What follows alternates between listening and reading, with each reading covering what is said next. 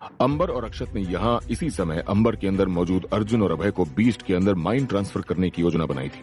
वहां मौजूद बाकी सब लोग भी आश्चर्य में थे। वास्तव में किसी को समझ नहीं आ रहा था कि अंबर और अक्षत क्या कर रहे थे। अगर अर्थबॉर्न ग्रुप के लोगों को असलियत पता होती तो शायद वो ऐसी बात की अनुमति कभी नहीं देते। चौहान ने उन सभी को देखा, लेकिन वो बस खुश था क्योंकि बीस्ट को पकड़ लिया गया था। तभी एक व्यक्ति दूसरों को सतर्क करते हुए चिल्लाया, सब लोग सावधान, कोई आ रहा है।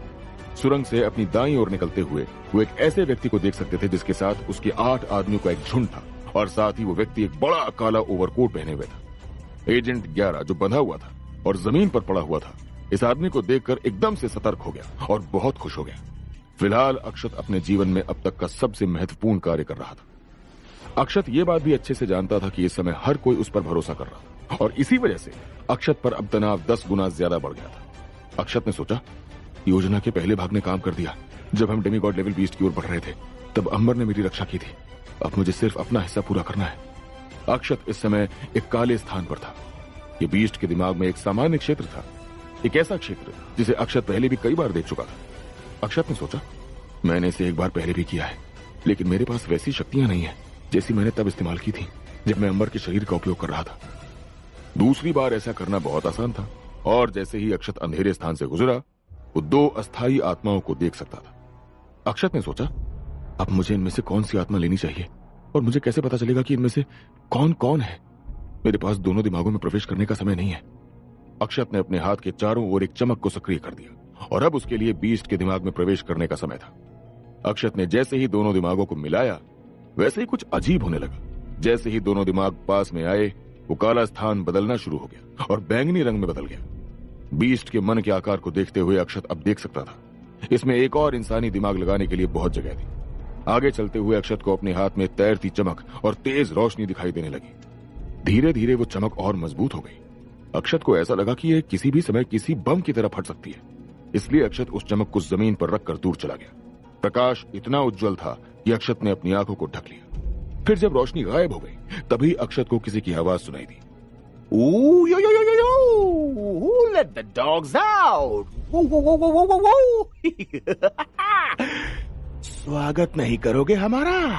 कहीं भूल तो नहीं गए मुझे? हाँ दोस्तों, मैं हूँ अभय। ये अभय था। अक्षत को अंबर ने बताया था कि अभय थोड़ा सा टेढ़ा है। अक्षत कुछ कहता उसके पहले ही अभय ने अपने पैरों के नीचे गंदी सतह को देखकर कहा, छी, ये कितनी गंदी जगह है। तुम कौन हो और हम कहाँ हैं? अंत में अक्षत ने समझाया कि वो यहाँ क्या करने के लिए आया था और वास्तव में उन्होंने अंबर के दिमाग के साथ क्या करने की योजना बनाई थी। सब सुनकर अभय मुस्कुराया और कहा, हाँ, ये बहुत अच्छा है। इसलिए मुझे एक बीस्ट जैसा अनुभव हो रहा है। ठीक है, तुम जाओ और मुझे यहाँ छोड़ दो। मैं इस बीस्ट के दिमाग को अच्छे से संभाल लूंगा। लेकिन अक्षत अपनी जगह से हिला नहीं। अक्षत ने कहा, अब दरअसल बात यह है कि जब हमने इस बीस्ट के दिमाग में प्रवेश किया तो मैंने इसे महसूस किया। उस समय बीस्ट ने खुद भी अपने दिमाग में प्रवेश किया और अब वो बीस्ट भी इस समय यहाँ दिमाग के अंदर है। अगर मैंने तुम्हें यहाँ छोड़ दिया तो बीस्ट का मूल नियंत्रण वैसे ही होगा जैसे अंबर ने किया था। अब 2 चीजें हैं जिनके बारे में मैं सोच सकता हूँ। फिलहाल हमारे पास बीस्ट को रखने के लिए कोई जगह नहीं है। हम इसे अंबर के दिमाग में डाल सकते हैं, लेकिन इससे गड़बड़ी हो सकती है। इसलिए मेरा सुझाव होगा या तो हम बीस्ट से बात करें और इसे अपने शरीर का उपयोग करने के लिए मनाएं। तभी अचानक उन्हें किसी की आवाज सुनाई दी।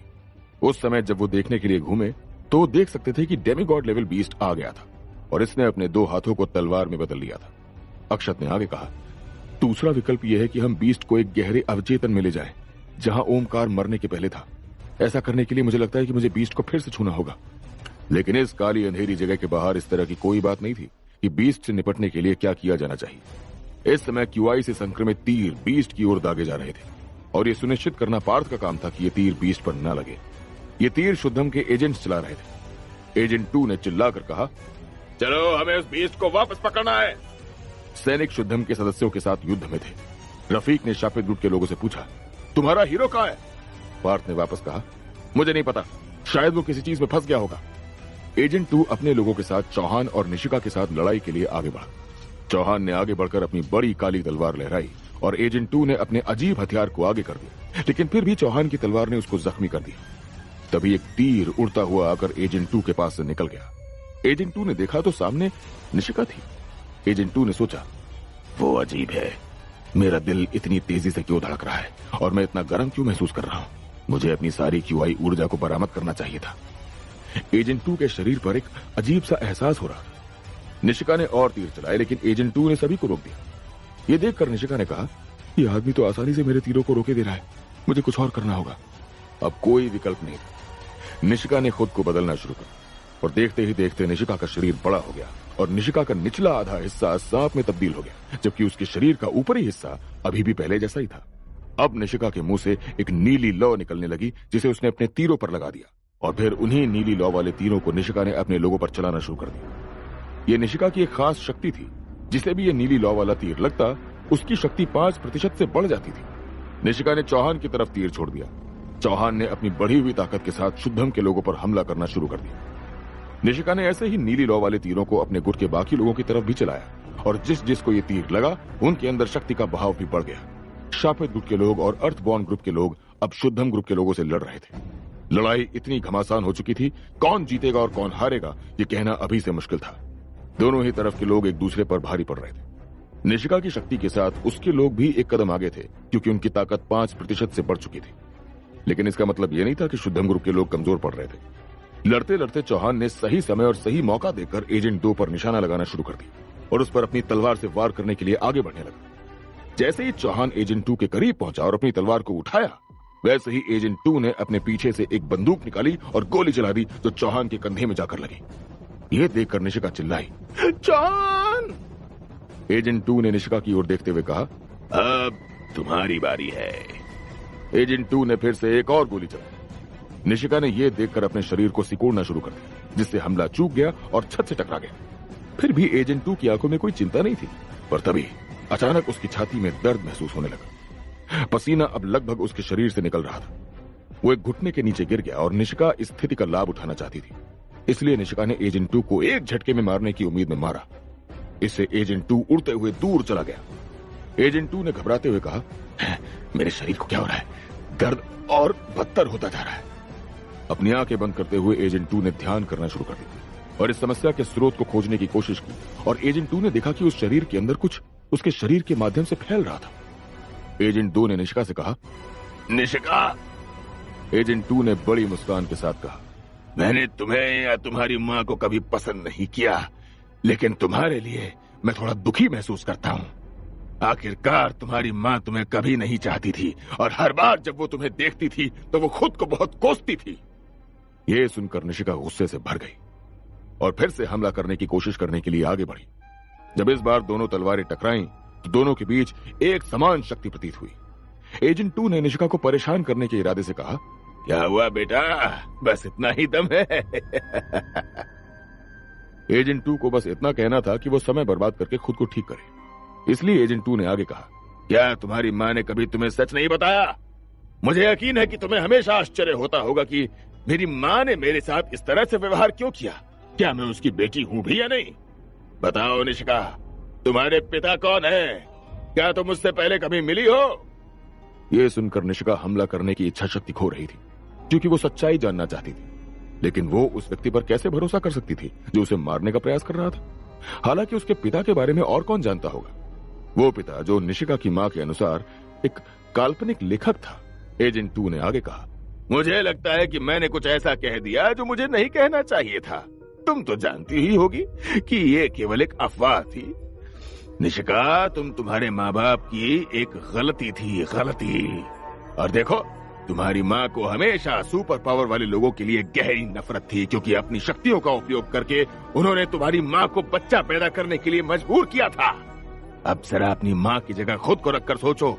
हर दिन तुम्हें ऐसी औलाद को देखना पड़ रहा है जो तुम्हें नहीं चाहिए थी, और तुम उसे उस भयानक दिन की याद दिलाती थी जब उसके साथ जबरदस्ती की गई थी। अब तुम्हें याद आया कि वो सुपर पावर वाले लोगों से इतनी नफरत क्यों करती थी, और उसने शुद्धम ग्रुप बनाने का फैसला क्यों किया? एजेंट 2 चिल्लाया, और उसी समय उसने आखिरकार खुद से एक अजीब बैंगनी ऊर्जा निकाली। इसे जमीन पर पटकते हुए उनका शरीर लगभग तुरंत राहत महसूस कर सकता था। हालांकि जब उसने निशिका को देखा तो वो वहां खड़ी थी और निशिका की बाहें उसकी तरफ थी। निशिका ने सोचा, नहीं, क्या इस सब का असली कारण यही है? मेरी मां ने शुद्धम ग्रुप बनाया, क्या वो इसलिए था? मैं दुनिया में कैसे आई? मेरे पिता कौन? एजेंट 2 ने जब निशिका को देखा तो पाया कि वो एक गहरे रंग से धुएं से घिरी हुई थी, और जब एजेंट 2 ने निशिका की आंखों में देखा तो एक गहरे बैंगनी रंग की चमक दिख रही थी। एजेंट 2 ये देखकर घबरा गया। उसने कहा, इस लड़की के साथ क्या हो रहा है? बैरक में आराम करने क्या के लिए हो कहा। रहा है निशिका के साथ? उस बैरक में अब उस किस रूप में शेल्टर बदलने वाली सैनिक है भी थे, निशिका? जो शापित गुट क्या के वहां निशिका आने की से ताकत खुश के नहीं सामने थे। एजेंट 2 टिक उन पाएगा? सैनिकों ने अपने हाथों क्या में वो एक कट ह्यूमनॉइड लगाकर बीस्ट अभय को खून अपने निकाल दिमाग दिया में था, रहने जिससे देगा? शापित गुट के क्या लोग अक्षत असहज और अंबर महसूस का ये कर रहे थे। प्रयोग काम करेगा? खून की क्या गंध इस से तरीके पार से अर्जुन अर्जुन और और अभय अभय वापस वापस आ आ जाएंगे। जाएंगे? क्या होगा पार्थ आगे अपने आप को जानने के संभाल लिए नहीं सुनते पा रहिए रहा। उस उसने गुस्से मजेदार में और चिल्लाते अद्भुत हुए कहा, कहानी माई वेम्पायर अगर मैं सिस्टम तुमसे के सामने सिर्फ ताजे पॉकेट पके हुए होगा। केक को रख दूं। ह्यूमनॉइड बीस्ट के दिमाग के अंदर अभय और अक्षत दोनों डेमिगॉड लेवल बीस्ट के सामने खड़े थे। इसके 2 हाथ ब्लेड में बदल गए थे और किसी कारण से अक्षत को ऐसा लगा जैसे बीस्ट वास्तविक दुनिया की तुलना में यहां लड़ने के लिए और भी उत्सुक दिख रहा है। और यही बात अभय के लिए भी कही जा सकती थी, क्योंकि इतने समय से गायब रहने के बाद अभय के हाथ में भी अब खुजली हो रही थी, लेकिन वो अपनी कोई शक्ति इस्तेमाल नहीं कर पा रहा था। अभय ने चिल्लाकर पूछा, मुझे बताओ कि मैं यहाँ अपनी शक्तियों का उपयोग कैसे करूं? अक्षत ने समझाया, ये जगह वास्तविक दुनिया नहीं है। हम दोनों वर्तमान में बीस्ट के दिमाग के अंदर हैं, इसलिए बस अपनी कल्पना का उपयोग करो और सोचो कि तुम इस हथियार का किन शक्तियों के साथ उपयोग करना चाहते हो। अभय ठीक से कुछ भी मन में ला सकता है। ये उस समय था जब उसके हाथों में प्रकाश दिखाई देने लगा। तो मैं किसी भी शक्ति का उपयोग कर सकता हूँ जिसकी मैं कल्पना कर सकता हूँ, क्या ये सही है? अभय मुस्कुराया, मैं अंबर की तरह मजबूत नहीं हो सकता, लेकिन उस तरह की शक्ति के साथ मुझे अभी भी इसे हरा पाना चाहिए। उसके हाथों में 2 और खंजर दिखाई दिए जो कि किनारे से घुमावदार थे। अभय बेखौफ बीस्ट की ओर भाग गया। अक्षत को बस इस बात की खुशी थी कि इस समय चीजें उसके लिए काम कर रही थी। दोनों एक कठिन लड़ाई में थे, क्योंकि डेमिगॉड लेवल बीस्ट अभय की तुलना में बहुत तेज था। तभी अचानक अभय ने बीस्ट की हरकतों पर बारीकी से ध्यान दिया। वो लड़ाई में अपने अनुभव का उपयोग कर रहा था और सही मौका देखकर अभय ने सही खंजर में से एक को बीस्ट की छाती में गाड़ दिया। अक्षत ने सोचा, क्या अंबर के सभी दोस्त ऐसे ही राक्षस हैं? अपने शरीर के अंदर की बिजली को खंजर के साथ मिलाकर अभय ने बीस्ट के अंदर अपनी शक्तियों को भर दिया। बीस्ट के आसपास टिमटिमाती हुई रोशनी के कुछ उड़ते हुए कण दिखाई देने लगे। अक्षत ने जैसे ही उन जलते हुए कणों को छुआ, वैसे ही अक्षत का सिर भारी होने लगा और उसके दिमाग में कुछ चित्र घूमने लगे। साथ ही अक्षत को एक आवाज सुनाई दी, हम आपको मजबूत बनाएंगे। अक्षत एक आदमी को सफेद सूट में देख सकता था। अक्षत एक बीस्ट को एक कंटेनर में भी फंसते हुए देख सकता था। ये डेमिगॉड लेवल बीस्ट नहीं था। अक्षत ने कहा, क्या ये इस बीस्ट की यादें हैं? अक्षत ने उन जलते हुए कणों को छूना जारी रखा। उनमें से एक कण को छूने पर अक्षत को बीस्ट की यादों में कुछ दिखा। वहां अक्षत को एक बूढ़ा आदमी दिखाई दिया, लेकिन बीस्ट खुद किसी और को देख रहा था। वहां गोल चश्मे में एक महिला डॉक्टर भी थी जो उस बूढ़े आदमी की बातों पर अपना सिर हिला रही थी। बूढ़े आदमी ने कहा, आखिरकार हमने अपना पहला डेमिगॉड लेवल बीस्ट बना ही लिया। अक्षत ने सोचा, वो लड़की कौन है जिसे बीस्ट देख रहा है? अगले कण को छूने से अक्षत को एक नया दृश्य दिखा, जिसमें डेमिगॉड बीस्ट था और इसके अलावा और भी बहुत से बीस्ट थे। सभी बीस्ट डेमिगॉड बीस्ट को देख रहे थे, मानो ये किसी प्रकार का राजा हो। जल्द ही एक आम बीस्ट मंच पर आया और सीधे डेमिगॉड बीस्ट के सामने खड़ा हो गया। डेमिगॉड बीस्ट ने उस दूसरे बीस्ट को मारकर उसका क्रिस्टल निकाल लिया। उस मामूली बीस्ट ने डेमिगॉड बीस्ट की खातिर खुद को बलिदान कर दिया। वो मनुष्यों से छुटकारा पाने के लिए डेमिगॉड बीस्ट की मदद करना चाहता। अक्षत सब कुछ समझ गया था कि यह बीस्ट मूल रूप से इस ग्रह का एक इंसान था और सेना द्वारा कब्जा कर लिया गया। उन्होंने इसे मजबूत बनाने की कोशिश में इस पर प्रयोग किया। उस समय के दौरान बीस्ट एक वैज्ञानिक के करीब पहुंच गया जो उनके तरीकों से असहमत था और इसकी मदद करना चाहता था। जब बीस्ट अंततः विकसित हुआ तो उसने एक ऐसी स्थिति बनाई जिसमें डेमिगॉड लेवल बीस्ट यहां से भाग गया। इसके बाद अक्षत ने एक और जलते हुए कण को छुआ और एक नया दृश्य सामने आ गया। उस सफेद कपड़ों वाली डॉक्टर को फिर से देखा गया और इस बार बीस्ट उस डॉक्टर के सामने आंसू बहा दिए। बीस्ट ने कहा, मुझे माफ कर देना, मुझे नहीं पता था कि ऐसा कुछ हो जाएगा।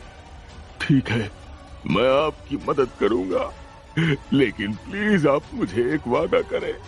मुझे पता है कि हम इतने होशियार नहीं हैं और हम वो सब कुछ नहीं समझते जो चल रहा है। हम सिर्फ डरे हुए हैं और अपने अस्तित्व के लिए लड़ रहे हैं, इसलिए प्लीज हमें माफ करें। इधर बीस्ट के दिमाग के बाहर शापित गुट और अर्थबॉर्न ग्रुप के लोग शुद्धम के एजेंट से लड़ने में व्यस्त थे। निशिका एजेंट 2 को संभाल रही थी और अपनी शक्ति से अपने तीसरे रूप यानी कि हान्या में बदल गई थी। एजेंट 2 ने निशिका को इस बात की जो वजह बताई थी कि उसकी माँ इससे क्यों इतनी नफरत करती थी, वो बात निशिका को बिल्कुल पसंद नहीं आई थी और वो गुस्से में आग बबूला हो चुकी थी।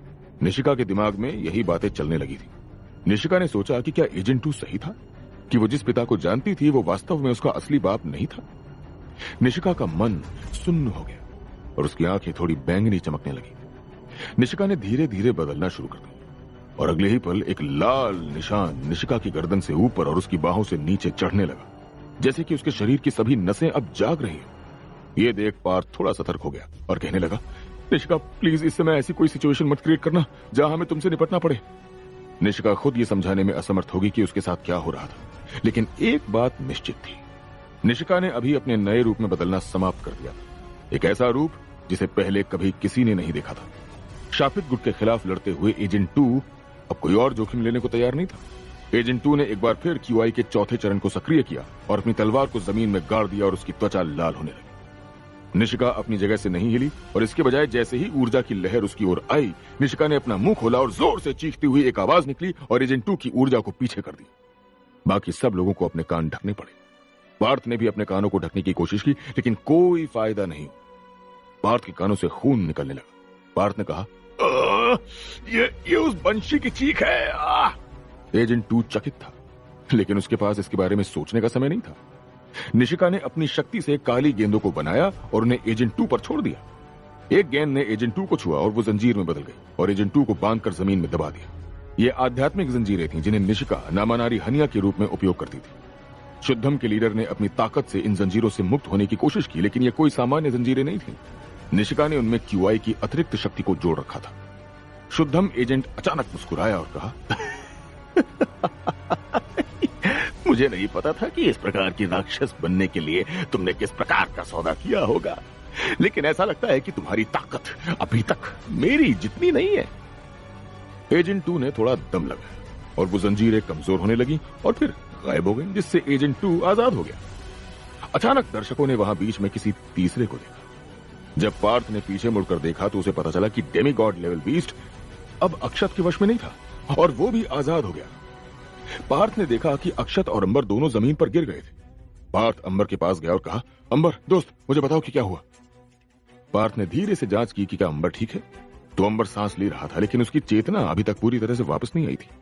ह्यूमनॉइड बीस्ट भी अब निशिका और एजेंट 2 की लड़ाई में शामिल हो गया और एजेंट 2 से लड़ रहा था। पार्थ फिर अक्षत के पास गया और उससे पूछा, अक्षत क्या तुम ठीक हो? हमारे पास समय थोड़ा कम है, जल्दी बताओ कि क्या चल रहा है। अक्षत ने अपने सिर को हिलाए बिना लड़ाई को देखा और उसके चेहरे पर चिंता दिखने लगी। फिर अचानक से अक्षत ने चिल्लाते हुए कहा, वाह वाह, ये सफल हो गया।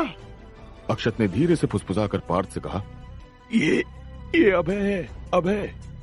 लड़ते हुए निशिका को समझ में नहीं आ रहा था कि बीस्ट उसकी तरफ है या उसके खिलाफ, इसलिए निशिका ने ह्यूमनॉइड बीस्ट यानी अभय पर हमला करना जारी रखा। अभय ने निशिका की ओर देखकर चिल्लाया, अरे मैं तुम्हारी तरफ हूं पागल लड़की। मैदान में 3 खतरनाक लोग दिख रहे थे जो एक दूसरे के सामने खड़े हुए थे। एजेंट 2 ने सोचा, मुझे समझ में नहीं आ रहा है कि डेमीगॉड लेवल बीस्ट लड़ाई में शामिल क्यों हो गया है, लेकिन ये अच्छा नहीं है। क्या मुझे इस मिशन को यहीं खत्म कर देना चाहिए? एजेंट 2 यहां से वापस भागने पर विचार कर रहा था, लेकिन इससे पहले कि वो एक निर्णय पर आ पाता, निशिका ने हमला करने का फैसला किया। इससे अभय भी हमला करने पर मजबूर हो गया और एजेंट 2 को भी ऐसा करने के लिए मजबूर होना पड़ा। दर्शकों में से कोई भी वास्तव में नहीं जानता था कि डेमीगॉड लेवल बीस्ट वास्तव में कितना शक्तिशाली था। अब जब अभय ने इस बीस्ट को नियंत्रण में रखा हुआ था तो वो दूसरों को भी चोट पहुंचाने से कतरा नहीं रहा था। वो असली में एक राक्षस था। अंत में अंबर भी अब जाग रहा था। उसके सिर में दर्द बंद हो गया था। उसने तुरंत बीस्ट को लड़ते हुए देखा और पहचान गया कि ऐसा युद्ध कौशल सिर्फ अभय का ही हो सकता है। अंबर चिल्लाने लगा, वो वापस आ गया है, वो आखिरकार वापस आ गया है। अंबर को कोई फर्क नहीं पड़ रहा था कि वो लोग इस समय कहां थे। उसकी खुशी का कोई ठिकाना नहीं था। पार्थ ने अंबर को कंधे से पकड़कर चिल्लाकर कहा, अंबर तुम्हें उन्हें रोकना होगा अभी, कहीं अभय निशिका को कोई चोट न पहुंचा दे। अंबर ने विश्वास दिलाते हुए कहा, अभय और निशिका को कोई चोट नहीं पहुंचेगी। अब जब मेरा अभय वापस आ गया है तो मैं उसे फिर कभी चोट नहीं पहुंचाऊंगा। पार्थ गुस्से से अंबर को देख रहा था और मन में कह रहा था, हमारे पास इस बकवास के लिए समय नहीं है। पार्थ ने चिल्लाकर कहा, ठीक है तो एजेंट 2 से जल्द छुटकारा पाओ। निशिका ने भी अपने हाथों में काली गेंदों को तैयार कर लिया था।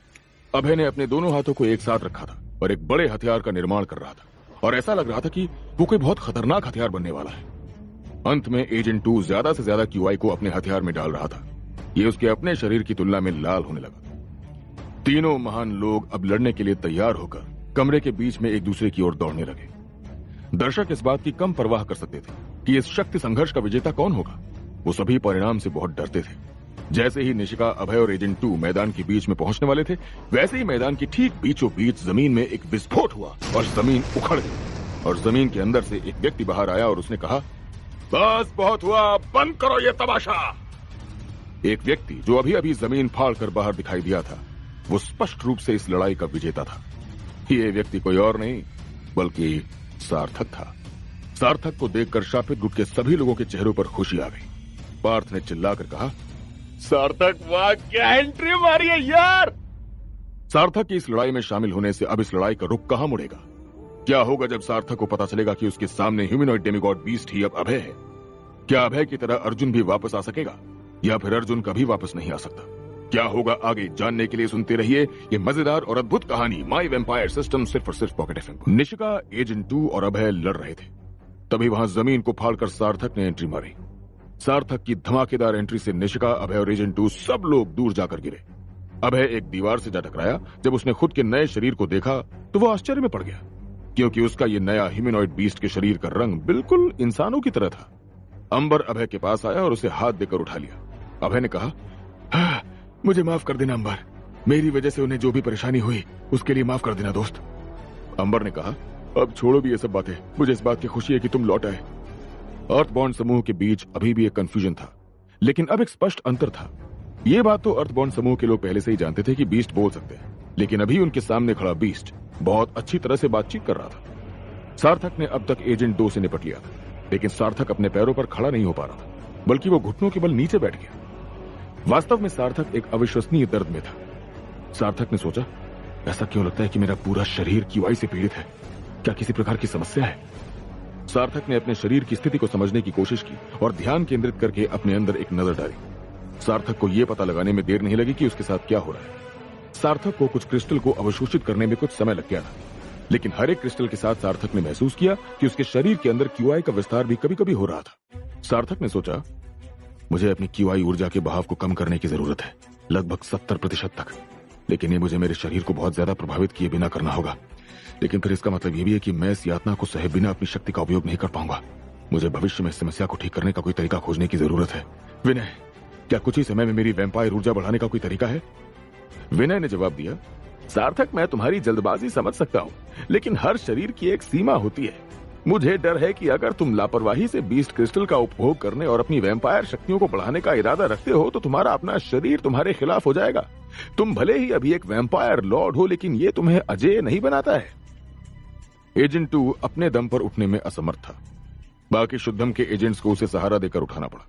अब एजेंट 2 की त्वचा लाल नहीं थी, क्योंकि उसके अंदर QI का चौथा चरण समाप्त हो गया। एजेंट 2 का गुस्सा 7वें आसमान पर चढ़ा हुआ था। उसने अपने चेहरे को छुआ जो अभी भी उस जलन से आहत था। गुस्से में एजेंट 2 ने अपने एजेंट्स में से एक के सिर पर हाथ रख दिया और उसे पकड़ लिया। वो एजेंट चिल्लाने लगा और उसे छोड़ने की भीख मांगने लगा। मुझे छोड़ दीजिए सर, मुझे छोड़ दीजिए। वो एजेंट महसूस कर सकता था कि उसकी ऊर्जा को चूसा जा रहा है। एजेंट 2 उसकी शक्तियों को चूस रहा था। वो एजेंट अंधा होकर बूढ़ा होने लगा। उसकी त्वचा और मांसपेशियां अपनी जीवन शक्ति खो रही थी। उसके बाल सफेद होने लगे और वो फर्श पर गिर गया। उसका शरीर बेजान हो गया, जैसे कोई सूखी हुई लाश हो। इससे पहले कि बाकी दूसरे शुद्धम एजेंट भाग पाते, एजेंट 2 ने उनमें से एक को और पकड़ लिया। वो एजेंट भी अपनी जान की भीख मांग रहा था। एजेंट 2 ने कहा, तुम चाहते हो ना शुद्धम कामयाब हो, तो फिर ये वो बलिदान है जिसे हमें शुद्धम की कामयाबी के लिए चुकाना होगा। मैं ये सुनिश्चित करूंगा कि आपको समाज में एक हीरो के रूप में सम्मानित किया जाए। आपकी सेवा के लिए शुद्धम आपको बहुत बहुत धन्यवाद देता है। वो एजेंट भी सूखी लाश बनकर जमीन पर गिर गई। एजेंट 2 के शरीर में अब ऊर्जा बढ़ने लगी थी। इधर सार्थक अभी भी अपनी ऊर्जा को संतुलित करने की कोशिश कर रहा था, लेकिन तभी कुछ अजीब होने लगा। एजेंट 2 की आंखें उभरने लगी और बड़ी होने लगी। उसकी मांसपेशियां अपनी जगह से बाहर जाने लगी। उसकी दाहिनी भुजा उसके बाएं से दोगुनी हो गई। एजेंट 2 को समझ में आ गया था कि उसकी शक्ति बढ़ गई है। उसने पागलों जैसे हंसना शुरू कर दिया। एजेंट 2 ने अपने आप को देखते हुए कहा, तो इसीलिए एजेंट 0 ने हमें कहा था कि इसका इस्तेमाल कभी ना करें। मेरा शरीर उनकी सारी ऊर्जा को संभाल नहीं सकता, लेकिन इन सभी को नरक भेजने के लिए ये काफी है। एजेंट 2 की ऊर्जा को देखते हुए सार्थक को इस बात का अंदाजा था कि वास्तव में उसके साथ क्या हो रहा है। ये वही था जो विनय ने कहा था कि हर शरीर की एक सीमा होती है। ऊपर से एजेंट 2 एक इंसान था। तभी चौहान ने चिल्लाया, सार्थक, खत्म कर दो उसे। इसके बाद चौहान ने अपनी तलवार सार्थक की ओर उछाल दी। सार्थक ने तलवार को पकड़ लिया और घुमाते हुए उसे सामने तान दिया। एजेंट 2 पहले से ही अपने आकार से लगभग दोगुना हो चुका था। वो किसी बड़े गुब्बारे की तरह लग रहा था। सार्थक को जल्दी कुछ करने की जरूरत थी। उसने अपने स्किल को एक्टिवेट किया, नाइट्रो बूस्ट। सार्थक ने अपनी पूरी गति का उपयोग करते हुए एक ऊंची छलांग लगाई और एजेंट 2 के शरीर को किसी मक्खन की तरह काटने लगा। सार्थक ने तलवार से हमला करते हुए कहा, तेज तेज और तेज, मुझे इसे तब तक काटते रहना है जब तक कि इसकी सभी क्यूआई खत्म नहीं हो जाती। जो लोग ये देख रहे थे वो विश्वास नहीं कर सकते थे कि वो क्या देख रहे थे। कुछ लोग ये भी नहीं समझ सकते थे कि क्या हो रहा है। सार्थक ने तलवार से हमला करना जारी रखा। उसने हार नहीं मानी। और लोगों ने जब अपने सामने का दृश्य देखा तो उन्हें लगा कि वो किसी तलवार के देवता को देख रहे हैं। सार्थक ने तलवार को ऊपर उठाकर देखा तो वो खून से रंगी हुई थी। सार्थक वो विश्वास नहीं कर पा रहा था कि क्यूआई को खत्म करने के लिए ऐसी कोई चीज काम आएगी। सार्थक आश्चर्यचकित था और उत्सुक था कि तलवार किस स्तर पर थी और वास्तव में उसकी शक्तियां क्या थी। अब जब सार्थक के पास समय था तो उसने इस तलवार पर अपने इंस्पेक्ट स्किल का इस्तेमाल किया। नई चुनौती, गुप्ता परिवार के बारे में और ज्यादा जानकारी हासिल करो। सार्थक और बाकी लोग अब वापस जा रहे थे। जैसे ही सार्थक और उसके लोगों के वाहन स्टेशन पर पहुंचे, उनके वाहन को देखकर सभी सैनिकों ने यह सोचकर खुश होना शुरू कर दिया कि उन्होंने बीस्ट को सफलतापूर्वक पकड़ लिया है। कुछ समय के लिए पार्थ ने बीस्ट को अपने तार से बांध कर रखा था, इसलिए अर्थबॉन्ड समूह के लोगों को यह लग रहा था कि उन्होंने बीस्ट को पकड़ लिया था। उस जगह से बाहर निकलते हुए लोगों ने खुशी जताई और फिर चौहान को इलाज के लिए जल्दी से ले जाया गया। जब वो चौहान को दूर ले जा रहे थे तब चौहान ने सार्थक को पास आने का इशारा किया और कहा कि हम आपके अनुरोध के बारे में जल्द ही एक मीटिंग करेंगे। इस बीच रफीक आपकी देखभाल करेगा। जब शापित समूह के लोगों ने वाहन से कदम बाहर रखा तो अचानक सैनिकों के एक समूह ने उन्हें घेर लिया। जिस सार्जेंट को इस जगह की कमान देकर छोड़ा गया था उसने अपने हथियार को शापित गुट की ओर तान दिया। अभय ने गुस्से में मन ही मन बड़बड़ाया, ये क्या बकवास है? अगर वो हम पर हमला करने वाले हैं तो फिर मुझे बांध कर क्यों रखा है? रफीक ने सार्जेंट से पूछा, सार्जेंट ये सब क्या है? क्या आपने नहीं सुना कि कर्नल चौहान ने अभी भी क्या कहा? जब तक वो ठीक नहीं हो जाते तब तक ये लोग भी हम में से एक हैं। अपने हथियारों को नीचे रखें अभी के अभी। सार्जेंट ने कहा, नहीं रख सकते सर, जब तक हम ये पता नहीं लगा लेते कि हमारी रिसर्च फैसिलिटी किसने तोड़ी। सबसे बुरी बात यह है कि हमारे पास ये दावा करने वाली रिपोर्ट्स हैं कि एक शापित गुट के सदस्य ने डामिस के समान लक्षण प्रदर्शित किए थे। हम पहले से ही जानते हैं कि वैम्पायर्स और डामिस एक साथ काम कर रहे हैं, इसलिए ये मामला अलग नहीं है। वो वही हैं जिन्होंने हेड जनरल इंदर को मार डाला था। हो सकता है कि इस कार्य को पूरा करने में मदद करने के बाद वो हमारे साथ भी ऐसा ही करें। सार्जेंट की बातों से हर कोई बता सकता है कि जिस व्यक्ति का वर्णन किया जा रहा था वो केवल धैर्य हो सकता है। सार्थक अब सोच रहा था कि जब वो लोग यहां नहीं थे तो उनके पीछे क्या हुआ होगा। अभय उन पुरुषों पर चिल्लाया जो करीब आ रहे थे, मेरे भाई पर अपनी तलवार मत चलाओ वरना तुम्हें पछताना होगा। अभय के इस तरह बात करने की वजह से पहले से ही खराब स्थिति अब और भी ज्यादा बदतर होती दिख रही थी। इतनी लंबी और थका देने वाली लड़ाई को खत्म करने के बाद सार्थक अब कुछ देर आराम करना चाहता, लेकिन उसे भी कहां पता था कि आराम उसकी किस्मत में है ही नहीं। रफीक ने सार्जेंट को समझाया कि अगर आज शापित गुट के लोग यहां नहीं होते तो चौहान का बचना नामुमकिन था, और चौहान और अर्थबॉर्न ग्रुप के लोग आज अगर जिंदा हैं तो वो शापित गुट की बदौलत हैं। रफीक ने सार्जेंट को भरोसा दिलाते हुए कहा, यदि आपको शापित गुट के इरादों के बारे में शक है तो मैं शापित गुट के सदस्यों के साथ रहूंगा। उन्होंने न केवल डेमीगॉड बीस्ट के खिलाफ बहादुरी से लड़ाई लड़ी है बल्कि शुद्धम को भी हराया है। कम से कम हम उन्हें धन्यवाद देकर कुछ देर आराम करने दे सकते हैं। कर्नल के ठीक होने तक मैं और मेरी टीम शापित गुट के लोगों पर नजर रखेंगी। क्या अब आपको कोई आपत्ति है? सार्जेंट ने शापित गुट के लोगों को देखा और कहा, ठीक है, इन सभी को अंदर आने की और आराम करने की अनुमति है, लेकिन वो हर समय नजर में रहेंगे जब तक कि चौहान पूरी तरह से ठीक ना हो जाए। इसके बाद रफीक, सार्थक और शापित गुट के सभी लोगों को उनके आराम करने की जगह ले जाएगा। उस जगह में प्रवेश करना उतना बुरा नहीं था जितना उन्होंने शुरू में सोचा था। सब लोग अपनी अपनी जगह पर जाकर आराम करने लगे।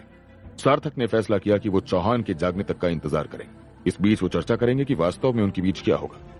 चर्चा में निशिका के बारे में बात हुई कि उसे क्या हुआ था। निशिका ने सबको समझाया कि वो अपनी शक्ति के चौथे चरण में पहुंच गई थी और नया रूप हासिल कर लिया था जो कि बहुत ही ज्यादा शक्तिशाली था। इसके बाद सार्थक ने एक और व्यक्ति के संपर्क में आने का फैसला किया और वो था धैर्य। मास्क के माध्यम से सार्थक को धैर्य से कनेक्ट करने में ज्यादा देर नहीं लगी। सार्थक ने पूछा, धैर्य क्या हुआ और अभी तुम कहां हो? धैर्य ने समझाया, चिंता मत करो, मैं सुरक्षित हूं। ऐसा लगता है कि सैनिकों ने अब हमारी तलाश करना बंद कर दिया है और फैसिलिटी के चारों ओर बस गश्त लगाना शुरू कर दिया है। सार्थक की सारी परेशानी के लिए सॉरी, लेकिन मुझे लगता है कि मैं इसे ठीक कर सकता हूं। मैंने पहले ही स्थिति के बारे में सैम से संपर्क कर लिया है और सैम इस समय हमें स्थिति से बाहर निकालने की कोशिश कर रहा है। ईमानदारी से सार्थक अपनी स्थिति के बारे में बहुत ज्यादा चिंतित नहीं था। धैर्य ने कहा, मुझे तुम्हें कुछ मामलों के बारे में बताने की जरूरत है जो उस समय हुए हैं। हम तुम्हारे स्थान का अवलोकन कर रहे हैं। धैर्य ने इसके बाद सार्थक को वहां से सब बताया जब से वो लोग अलग हुए थे। धैर्य ने बताया कि कैसे उसे एक ह्यूमनॉइड किंग लेवल बीस्ट मिला और कैसे वो बीस्ट अब धैर्य के साथ फंस गया। ये निश्चित रूप से एक अजीब और कठिन स्थिति थी, लेकिन सबसे खराब स्थिति भी नहीं थी। सार्थक ने इसके बारे में थोड़ा सोचा और फिर एक प्लान के साथ आगे बढ़ते हुए कहा, मुझे लगता है कि हम इसके बारे में कुछ कर सकते हैं। धैर्य, तुम और बीस्ट अभी के लिए छिपे रहना। हम आधी रात को तुम लोगों से मिलेंगे। यहां से शेल्टर के बाहर पश्चिम दिशा में मिलते हैं। मैं ज्यादा जानकारी के लिए तुमसे बाद में संपर्क करूंगा। सार्थक दूसरों को यह बताना नहीं चाहता था कि उसने अभी तक क्या करने की योजना बनाई है, लेकिन फिर अभय को समझाया। इसके बाद सभी लोग आराम करने चले गए, लेकिन अक्षत सार्थक के पास गया और उससे पूछा, सार्थक, मुझे आपसे बात करने की जरूरत है। मुझे पता है कि हम चौहान और बाकी लोगों के साथ एक मीटिंग करने जा रहे हैं, लेकिन मुझे लगता है कि आपके लिए ये जानना महत्वपूर्ण है। सार्थक ने पूछा, बताओ क्या बात है। अक्षत ने कहा, उस शरीर में अभय अकेला नहीं है। वो बीस्ट अभी भी उस शरीर में कहीं जिंदा है और जब चाहे वो अभय को अपने कब्जे में ले सकता है। अक्षत जैसा कह रहा है वैसा हो गया तो क्या होगा अभय का? क्या अभय फिर दोबारा वापस नहीं आ पाएगा? क्या करेगा सार्थक ऐसे समय पर? और क्या प्लान है सार्थक का यहां से निकलने का? क्या होगा धैर्य और उस ह्यूमनॉइड बीस्ट का? जानने के लिए सुनते रहिए ये मजेदार और अद्भुत कहानी माई वैम्पायर सिस्टम, सिर्फ और सिर्फ पॉकेट एफएम पर। अक्षत ने सार्थक को बताया था कि जिस बीस्ट के शरीर में अभय इस समय है वो बहुत ही नाजुक मामला है, क्योंकि वो बीस्ट कभी भी अभय को उसके दिमाग से हटाकर खुद उस शरीर का नियंत्रण अपने हाथ में ले लेगा। सार्थक इस बात से थोड़ा परेशान तो हुआ, लेकिन उसने अक्षत को शांति बनाए रखने को कहा। सार्थक ने कहा, घबराओ मत अक्षत, हम इसका भी कोई ना कोई रास्ता निकाल लेंगे। अब बताओ अर्जुन के बारे में क्या उसे भी वापस लाने का कोई तरीका है, या फिर अर्जुन के लिए अब वापस आने के सारे रास्ते बंद हो गए? अक्षत ने कहा, नहीं, ऐसी बात नहीं है। मैंने अंबर के सिर पर हाथ रखा था तब मैं अर्जुन को भी महसूस कर पा रहा था। अर्जुन अभी भी अंबर के दिमाग में कहीं ना कहीं मौजूद है। हमें बस अर्जुन को वापस लाने के लिए एक ह्यूमनॉइड बीस्ट की जरूरत है। सार्थक ने इस बात पर सिर हिलाया और फिर उसे याद आया कि धैर्य जिस बीस्ट के साथ भागा है वो भी एक ह्यूमनॉइड बीस्ट ही है, तो क्यों ना अर्जुन को वापस लाने के लिए उस ह्यूमनॉइड बीस्ट का इस्तेमाल किया जाए। इसी सोच और प्लान के साथ सार्थक के सभी साथी और बीस्ट के रूप में अभय भी सार्थक के साथ चल दिए, लेकिन आगे बढ़ने से पहले उन्हें पता था कि एक ह्यूमनॉइड बीस्ट के सामने जाना खतरनाक हो सकता है, इसलिए उन्होंने अपने अपने हथियार तैयार रखे। अंबर भी अक्षत के करीब रह रहा था। उसने जो सीखा था उसके बाद हमेशा ये मौका था कि अभय को नियंत्रण में लिया जा सकता है। सार्थक अपने साथियों के साथ धैर्य के पास पहुंचा। वहां धैर्य के साथ ह्यूमनॉइड बीस्ट भी था। उस बीस्ट ने सार्थक को देखकर कहा, क्या ये वही लड़का है जिसके बारे में तुमने बात की थी? ह्यूमनॉइड बीस्ट ने धैर्य से इसलिए पूछा क्योंकि वो सूंघ सकता था कि सामने वाला व्यक्ति कोई इंसान नहीं है। बीस्ट ने कहा, ये लगता तो इंसान जैसा ही है। ऐसा लग रहा था कि धैर्य ने पहले ही बीस्ट को सब कुछ समझा दिया था कि उनका एक और दोस्त है जिसे वो बचाने की इच्छा रखते हैं और इसलिए उन्हें दूसरे ह्यूमनॉइड बीस्ट के शरीर की जरूरत है। किसी पर भरोसा करने के बाद, सब कुछ सुनने के बाद ह्यूमनॉइड बीस्ट ने सार्थक को देखा। बीस्ट ने सार्थक से कहा, मैं समझता हूं कि आप इन सभी लोगों के लीडर हैं। यदि आप वास्तव में उस वादे को पूरा कर सकते हैं तो मैं अपने शरीर में किसी और को तब तक रहने के लिए सहमत हो जाऊंगा जब तक आपको जरूरत है, क्योंकि हमारे बहुत से लोगों का जीवन पहले से ही हमें मनुष्यों को रोकने की उम्मीद में खत्म हो चुका है और हम और जान नहीं गंवा सकते। अगर आप हमारे लोगों को बचाने का वादा करते हैं तो मैं आपको ये शरीर दे सकता हूं। सार्थक ने तुरंत जवाब दिया, अगर मैं अपने कर्तव्य में कामयाब नहीं हो पाया तो आप अपने शरीर को वापस लेने के लिए आजाद हैं। उन सभी के बीच समझौते के साथ काम करने का समय आ गया था। अक्षत वहां खड़ा था और अंबर और बीस्ट के सिर पर हाथ रख रहा था। थोड़ी देर तक अक्षत चुप रहा। अक्षत ने अपने हिस्से का पूरा काम खत्म कर दिया था और बीस्ट की आंखों को देखते हुए वो पहले की तरह भयंकर नहीं दिख रही थी। अभय ने बीस्ट की ओर देखा और कहा, जब मैंने तुम्हें आखिरी बार देखा था तब से तुम्हें देखते हुए ये एक लंबा समय हो गया है। सार्थक ने कहा, तुम्हारा स्वागत है अर्जुन मेरे दोस्त, तुम्हें फिर से देखकर अच्छा लग रहा है। अर्जुन और सार्थक के बीच के बंधन को केवल शब्दों द्वारा वर्णित नहीं किया जा सकता है। सार्थक और अर्जुन ने एक दूसरे को देखा और उनकी पुरानी यादों ने एक दूसरे के साथ बिताए दिनों को अपने दिमाग में भरना शुरू कर दिया। अर्जुन सार्थक के पहले दोस्तों में से एक था जो हमेशा सार्थक का साथ देता था। अर्जुन हमेशा से सार्थक के साथ था, भले ही वो पहली बार दूसरे ग्रह पर बीस्ट से लड़ाई हो या वैम्पायर वर्ल्ड में पहली बार जाना हो। यही कारण है कि सार्थक अडिग था कि वो अर्जुन को एक दिन वापस जरूर लाएगा। बहुत कम लोग थे जो सार्थक के साथ इतने करीबी थे। सार्थक के अलावा कोई और भी था जो अर्जुन के वापस आने की वजह से बहुत ज्यादा खुश था, और ये अंबर था। अंबर ने रोते हुए कहा, अर्जुन। अंबर ने लगभग एक कर्कश ध्वनि के साथ अर्जुन को पुकारा था। अंबर के आंसू उसके चेहरे पर बह रहे थे। ये देखकर अभय ने सोचा, क्या ये सिर्फ मैं हूं या अंबर सच में मुझसे ज्यादा अर्जुन के वापस आने पर रो रहा है?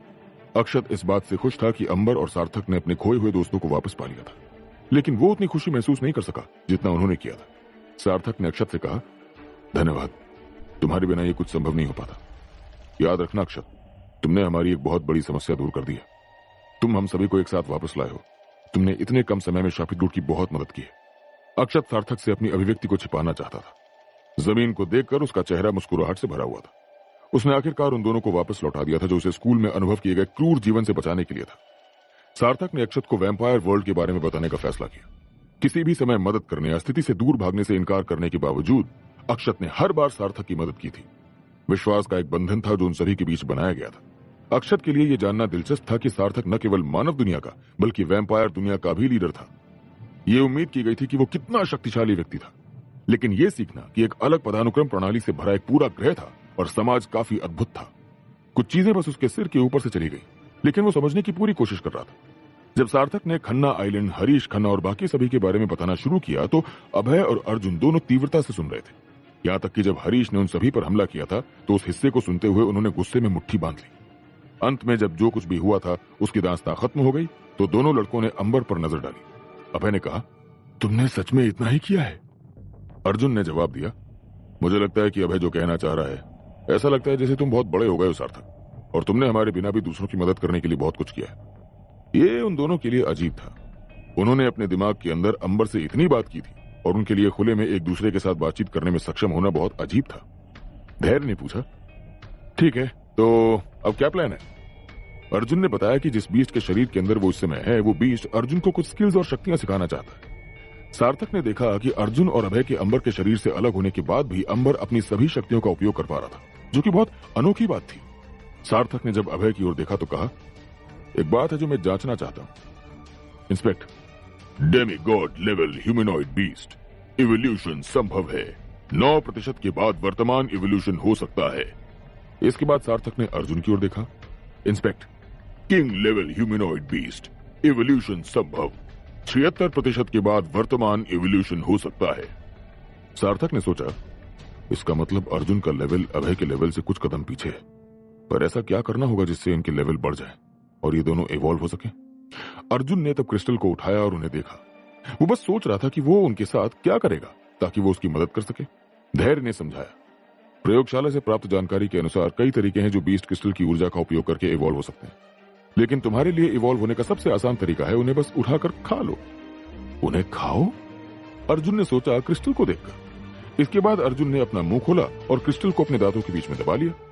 उसका जबड़ा मानव की तुलना में कई गुना मजबूत था और क्रिस्टल आधे में टूट गया था। यह उतना बुरा नहीं था जितना कि अर्जुन को उम्मीद थी और जल्द ही उसने पूरे क्रिस्टल का सेवन कर लिया। क्रिस्टल का सेवन करने के बाद अर्जुन को अपने पेट में एक गर्म भावना महसूस हुई और उसमें ऊर्जा बढ़ने लगी, लेकिन ऊर्जा में वृद्धि के तुरंत बाद अर्जुन काफी कमजोर महसूस करने लगा। धैर्य ने समझाया, क्रिस्टल का सेवन करने के बाद बीस्ट एक प्रकार के हाइबरनेशन मोड में चले जाते हैं क्योंकि उनका शरीर थोड़ा बदल जाता है। सिस्टम के बिना भी धैर्य सार्थक के समान जानकारी एकत्र करने में सक्षम था। अर्जुन के कुछ और क्रिस्टल खाने के बाद सार्थक इसे अपने सिस्टम के साथ देख सकता था। अर्जुन अंततः अपने विकास के करीब पहुंच रहा था और आखिरकार विकास शुरू हो गया। अर्जुन एक किंग लेवल ह्यूमनॉइड बीस्ट से एक लेजेंडरी ह्यूमनॉइड बीस्ट में बदल रहा था। सार्थक ने सोचा, अगर ये अर्जुन और अभय दोनों और ऊपर के लेवल तक विकसित होते रह सकते हैं तो ये दो शापित गुट में सबसे मजबूत लोग होंगे। अपने बीस्ट के रूप में अर्जुन दर्द से जूझ रहा था। वो अपने दो पैरों पर खड़े होने में असमर्थ था और जमीन पर गिर गया और चिल्लाने लगा। अपने इंस्पेक्ट स्किल का उपयोग करते समय सार्थक ने देखा, इवोल्यूशन संभव, इवोल्यूशन शुरू हो गया है। सार्थक को यह सब देखकर अपना समय याद आ गया जब वो एक वैम्पायर में बदला था और आखिरकार अर्जुन जिस बीस्ट के शरीर में था वो पूरी तरह से इवॉल्व हो चुका था।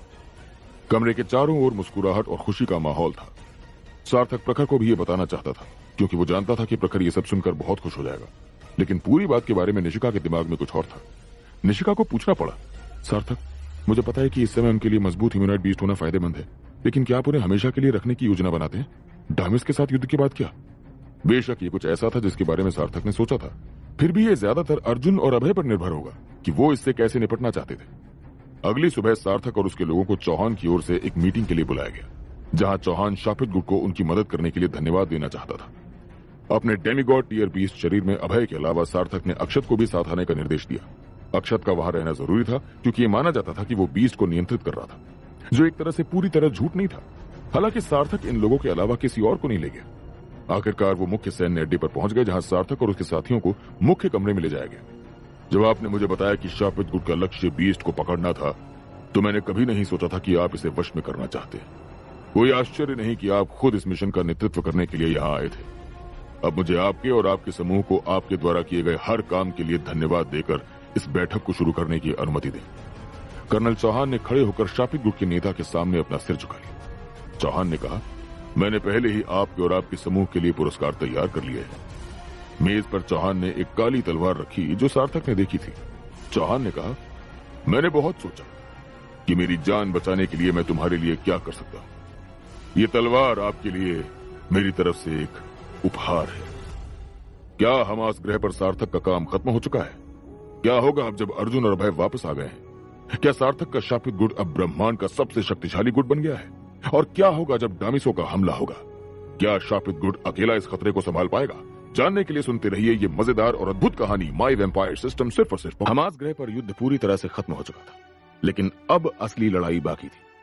सार्थक के इस मिशन पर आने का कारण क्रिस्टल्स ढूंढकर अपनी सेना को सशक्त करना तो था ही, लेकिन साथ ही साथ वो डामिस एलियंस के खिलाफ लड़ाई में भी लोगों को अपनी तरफ करना चाहता था। वो चाहता था कि सभी लोग एक साथ मिलकर उनके खिलाफ इस लड़ाई को लड़ें, ताकि ज्यादा से ज्यादा ताकतें शामिल हों और सबकी सलामती भी कायम रहे। और अब हमास ग्रह के लोगों की मदद करने के बाद वो अर्थबॉर्न ग्रुप और वैम्पायर्स को साथ में लाने का काम कर चुका था। अब सिर्फ और सिर्फ एक हरी झंडी की जरूरत थी और उन सभी को एक साथ इकट्ठा करके एक दूसरे को साथ में काम करवाने को कहने की बारी थी। लेकिन तभी कुछ और हुआ। सार्थक के डिवाइस में धकाधक मैसेजेस आने लगे। उनमें लिखा आने लगा, शापित गुट के 3 ग्रहों पर हमला हुआ है।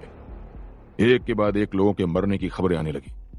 सार्थक बहुत चिंता में आ गया था। उसे समझ में नहीं आ रहा था कि अब उसे क्या करना चाहिए, कहां पहले जाना चाहिए। और तभी पार्थ ने उससे कहा, सार्थक, अब समय आ गया है, it's time to take action. ये कहते हुए उसने सार्थक के कंधे पर हाथ रखा और अब वो सभी को एक साथ इकट्ठा करने के लिए आगे बढ़ा और उसने कहा, विजय, मैं जानता हूं कि हम आपके लिए सिर्फ वैम्पायर्स हैं, लेकिन यह भी एक सच है कि वैम्पायर्स आप सबसे कहीं ज्यादा ताकतवर हैं और डामिस ही हम सभी के इकलौते दुश्मन हैं जिन्हें हम अकेले हरा नहीं सकते। हमको साथ आना होगा, हमें एक साथ लड़ाई करनी होगी और उन्हें दिखाना होगा कि इस दुनिया में कितनी भी बुराई क्यों ना बढ़ जाए, लेकिन उसका अंत तय है। बताइए, क्या आप तैयार हैं? इतनी ही देर में पीछे से कायरा भी भागती हुई आई और उसे देखकर सब चौंक गए, क्योंकि किसी को भी ये उम्मीद नहीं थी कि कायरा यूं यहां आ जाएगी। उसने आते साथ ही सार्थक से कहा, सार्थक, बात अब सर से ऊपर जा चुकी है। इस बार 3 या 4 स्पाइक्स वाले डामिस नहीं, बल्कि 6 स्पाइक्स वाले डामिस ने हम पर अटैक किया है। ये देखो, ये हमला अब तक का सबसे तीव्र हमला है। कुछ करना होगा, हमारे लोग मर रहे हैं। ये देखो सार्थक, ये देखो। ये कहते हुए उसने एक टैबलेट सार्थक के हाथों में थमा दिया और उसके अंदर एक वीडियो चलने लगा और उस वीडियो में से अरमान की आवाज आने लगी। उसने कहा, तुम लोग आज नहीं बच पाओगे। आम लोगों की चीखों पुकार सुनाई देने लगी, बचाओ, बचाओ, हमारी जान बचाओ। बम ब्लास्ट की आवाजें भी सुनी जा सकती थी। डामिस एलियंस के हमले की अभी ये सिर्फ शुरुआत थी। हर जगह धमाकों की आवाज, हर जगह बच्चों की चिल्लाने की आवाजें, औरतों के दौड़ने की आवाजें, दर्द से कराहने वाले लोगों की आवाजें सुनी जा सकती। किसी को समझ में नहीं आ रहा था कि एकदम से ये कैसे होने लगा था। बच्चे इधर उधर दौड़े जा रहे थे। हर जगह आग का गुबार उठते हुए देखा जा सकता था। वैम्पायर सैनिकों की एक टुकड़ी स्थिति को संभालने की पूरी कोशिश कर रही थी, लेकिन उनसे कुछ हो नहीं पा रहा। अब आसपास के लोग डामिस से उनकी जान की भीख मांग रहे थे। कुछ लोग सैनिकों के पैरों में जाकर गिर रहे थे और उनसे अपने आप को बचा लेने की भीख मांग रहे थे। उन्हीं में से एक सैनिक के पास एक इंसान दौड़ता हुआ आया और उसने रोते हुए उस सैनिक से भीख मांगते हुए कहा, मेजर, मेजर, मेजर, मेरी एक बच्ची है, वो अपनी माँ के पास है, बचा लीजिए, उन्हें बचा लीजिए, उनके पेट में मेरा एक बच्चा पल रहा है, उन तीनों को बचा लीजिए प्लीज मेजर। वो इतना बोल ही रहा था कि एक डामिस ने उसे टांगों से पकड़ा और उसके पेट में अपना हथियार घोंप, जिसके बाद वो दौड़ते हुए सीधा उसके परिवार के पास पहुंचा और उसे भी घसीटता हुआ वहां ले गया। जिसके बाद उस डामिस ने उसकी आखिरी चल रही सांसों को देखा और फिर उसकी आंखें अपने हाथों से खोली और फिर जाकर उसकी बच्ची को उसके सिर से उठाया। उस इंसान ने अपनी आखिरी सांसें भरते हुए कहा, नहीं, नहीं, उसे छोड़ दो, उसे छोड़ दो, नहीं। लेकिन वो डामिस कहां रुकने वाला था। उसने अपने एक हाथ से बच्ची के सिर को पकड़ा और एक हाथ से उसकी टांगों को और फिर दोनों सिरों से उस बच्चे को जोरदार झटके से खींच दिया, जिसकी वजह से वो बच्ची की जान वहीं निकल गई और उसका शरीर 2 हिस्सों में फट गया। और ये सब उस बच्ची के माँ बाप की आंखों के सामने हुआ।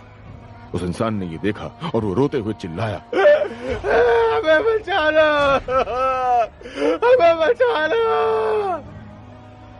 ये कहते हुए वो मौत को प्राप्त हो गया।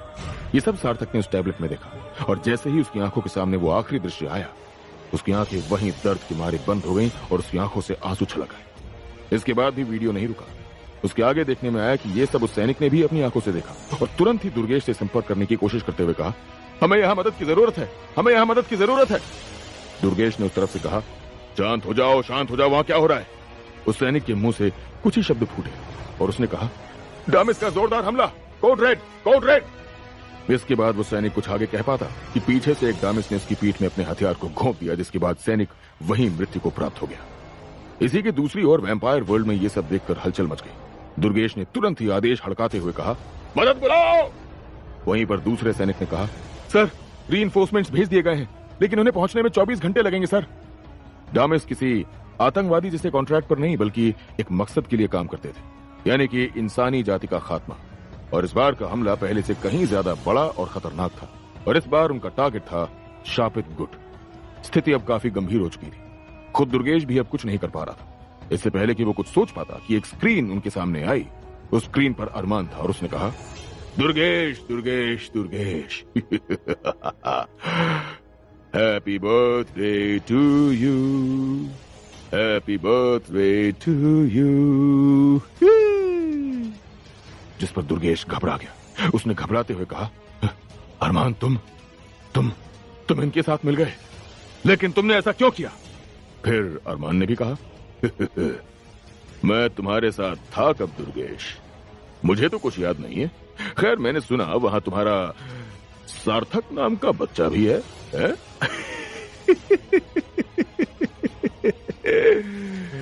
एक ऐसा अटैक जो आज तक किसी ने कभी सोचा भी नहीं होगा, और ये धमकी नहीं, अल्टीमेटम है। रोक सकते हो तो रोक लो। Happy birthday to you, happy birthday to you. ये हो जाने के बाद वो स्क्रीन अपने आप बंद हो गई। पीछे से दुर्गेश के पास खड़ा एक नाइट ने कहा, सर अब क्या होगा? जिसके बाद दुर्गेश ने बड़े रुबाव के साथ कहा, अब सार्थक के वनवास का टाइम खत्म हुआ। यह काम किसी नॉर्मल वैम्पायर की बस की बात है ही नहीं। इसके लिए हमें सबसे शक्तिशाली वैम्पायर चाहिए, यानी कि सार्थक गुप्ता। मोस्ट पावरफुल वैम्पायर, खतरनाक शैडो पावर्स के साथ वही उन्हें हरा सकता है, और हम सब जानते हैं उसका काम करने का अपना ही तरीका है, और अभी सिर्फ वो ही है जो हमें इससे बाहर निकाल सकता है। ये पूरी कहानी सुनने और देखने के बाद दुर्गेश ने सार्थक से कांटेक्ट किया, और वो अब दुर्गेश के सामने था। दुर्गेश ने सार्थक से कहा, सार्थक अब समय आ चुका है, अब बहुत ज्यादा हो चुका है। उम्मीद करता हूं कि तुम्हें मेरी बात समझ में आ गई होगी। जिस पर सार्थक ने भी जवाब दिया, हाँ मैं समझ गया।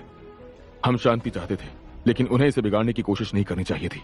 आए वो अपनी मर्जी से हैं, लेकिन उन्हें यहां से जिंदा या मुर्दा भेजना ये हमारी मर्जी होगी। जिसके बाद दुर्गेश ने कहा, तुम जो करना चाहो वो करो सार्थक। इसके बाद वो स्क्रीन बंद हो गई और सार्थक अपनी तैयारी में जुट गया। उसने अपने साथियों को इकट्ठा करना शुरू कर दिया और सीधे आदेश दिए, निशिका, अंबर, पार्थ, कायरा तैयार हो जाओ। तुम तीनों जाओगे पहले ग्रह पर। कर्नल चौहान, आप और अर्थबॉर्न ग्रुप अपनी सेना के साथ जाइए, और मैं जाऊंगा दूसरे ग्रह पर, यानी वैम्पायर वर्ल्ड। आज हमारे पास पावर्स है, और तुम लोग का मुझे नहीं पता, लेकिन मैं अपने माता पिता का बदला लेकर रहूंगा। आज उन डामिसों को मैं उनके घुटने पर झुका कर रहूंगा। मेरा साथ देने कौन आ रहा है? सार्थक ने जैसे ही ये कहा, वैसे ही उसने अपनी शैडो पावर को एक्टिवेट किया, और उसके पीछे से एक बड़ी शैडो उठने लगी, और उसकी आंखें लाल पड़ने लगी, और सब एक साथ चिल्लाए, मैं! इसके बाद सार्थक ने सबको अपने अपने दायित्व बांटे। इसके बाद वो सीधा युद्ध की ओर तेजी से बढ़े, और एक एक करके सब स्पेसशिप्स में बैठने लगे। सार्थक अपने शिप में बैठने ही वाला था कि उसके पास निशिका दौड़ती हुई आई और उसे गले लगा लिया। कुछ देर तक उसने उसे छोड़ा ही नहीं, और फिर सार्थक ने कहा, टेंशन मत लो, इस बार हम जीतेंगे। जिस पर निशिका ने कहा, जीतना ही होगा। फिर निशिका ने उसके हाथ में अपने गले से अपना नेकलेस निकालकर बांधा और कहा, अपना ध्यान रखना सार्थक। ये देखकर सार्थक की आंखों में आंसू निकल आए, और निशिका की भी आंखें भर आई। उन दोनों ने एक दूसरे के चेहरों को अपने हाथों में लिया, एक दूसरे के आंसू पोंछे और कहा, all the best, all the best. इसके बाद निशिका, कायरा, अंबर, ये तीनों ने ग्रह संभालने का जिम्मा अपने सिर पर लिया। विजय चौहान ने सार्थक से कहा, सार्थक हम मर जाएंगे लेकिन उन्हें जीतने नहीं देंगे। जाओ, तुम्हारे लोगों को तुम्हारी जरूरत है। सभी लोग एक साथ अपने अपने विमानों में विदा हुए, और सार्थक अब पहुंचा सीधा वैम्पायर वर्ल्ड में, जहां उसे लियो, सैम, दुर्गेश और बाकी सभी वैम्पायर लीडर्स मिले। एलेक्स ने सार्थक को एक टॉप टियर की तलवार थमाई और कहा, यह तलवार शायद इसी दिन के लिए बनाई थी। ये 10वें परिवार की टॉप टियर की तलवार है, जो एक नया पोर्टल तक खोलने में सक्षम है। इस बार हम नहीं हारेंगे सार्थक। सभी ने अपनी अपनी तैयारी करना शुरू कर दिया और वो तेजी से युद्ध के इलाके में पहुंचे जहां डामिस लड़ रहे थे। सभी लोग डामिस से लड़ने लगे थे, लेकिन सार्थक का सामना हुआ द ग्रेट पनिशर अरमान से।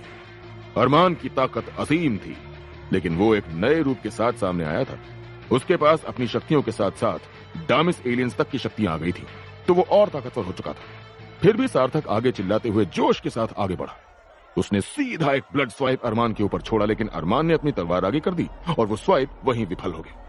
ये दृश्य बिल्कुल ऐसा था जैसे मानो खुद विष्णु और महादेव की लड़ाई हो रही हो, क्योंकि दोनों ही बहुत शक्तिशाली थे। दोनों के पास ही असीम शक्ति थी। सार्थक ये बात समझ चुका था कि उससे लड़ना मुश्किल हो सकता है। उसने अब अपनी शैडो पावर एक्टिवेट की और सीधा एक शैडो का बड़ा सा गोल आकार का डिस्क बनाया। अरमान ये देखकर चौंक गया। उसने कहा, ये डिस्क को मुझे रोकना होगा, नहीं तो ये मुझे चीर देगी। यही सोचते हुए उसने एक जोरदार ब्लड स्वाइप किया उसी डिस्क पर, जिससे वो डिस्क वहीं चूर चूर हो गई। और वो हंसने लगा और कहने लगा, कब तक ये बच्चों वाले खेल खेलोगे? आओ दो हाथ हो जाए। ये बात सार्थक को चुभ गई। वो भी अपनी तलवार लेते हुए उसकी ओर बढ़ा और दोनों के बीच बहुत जोरदार तलवारबाजी होने लगी। जैसे जैसे दोनों की तलवारें एक दूसरे से टकराती, ऐसा लगता मानो बिजलियां कड़क रही हो। लेकिन तभी अरमान ने अपनी चाल चली। उसने भी अपनी शैडो पावर्स को एक्टिवेट किया और सीधा अपनी शैडो में डूब गया। इससे पहले कि सार्थक को समझ पाता कि तभी अरमान उसके पीछे से निकला और उसकी पीठ पर एक जोरदार लात मारी। और सार्थक नीचे जा गिरा और उसका सिर एक बड़े से पत्थर में जा घुसा। जैसे ही ये हुआ, वैसे ही सभी ने एक साथ चिल्लाया, सार्थक! उस समय के लिए मानो सब कुछ थम गया और पीछे से जैसे ही वो सब रुके, डामिस एक बार फिर उन सभी पर हावी होने लगे। एक डामिस ने एक नाइट को उसकी टांगों से पकड़ा और कई बार उसे हवा में घुमाते हुए ऊपर नीचे फर्श पर पटका। इधर लियो और पॉल की तलवारों को डामिस ने पकड़कर तोड़ दिया और फिर अब वो अपने कब्जे में आने लगे थे। उसी के दूसरी ओर अर्जुन और सैम का भी यही कुछ हाल था और अब जो उनका ध्यान सार्थक की ओर देखने से भटका था, उसकी वजह से वो कुछ नहीं कर सकते। हर चीज हाथ से निकलती हुई दिख रही थी। और सार्थक की बात करें तो अब उसकी आंखों के सामने एक एक चीज आने लगी थी, यानी कि जब से वो शुरू हुआ था और वो इस रास्ते पर निकला था। क्योंकि कहते हैं ना, मौत आने से पहले आंखों के सामने वो सब चीजें, यानी कि अच्छे पल और बुरे पल, सब आपकी आंखों के सामने से गुजरते हैं, जिनसे गुजरते हुए आप यहां तक पहुंचे हो। वही कुछ अभी सार्थक के साथ हो रहा। सार्थक अब हिल भी नहीं सकता था। धीरे धीरे उसकी आंखें बंद होने लगी। तब अरमान चिल्लाते हुए हंसा और कहा,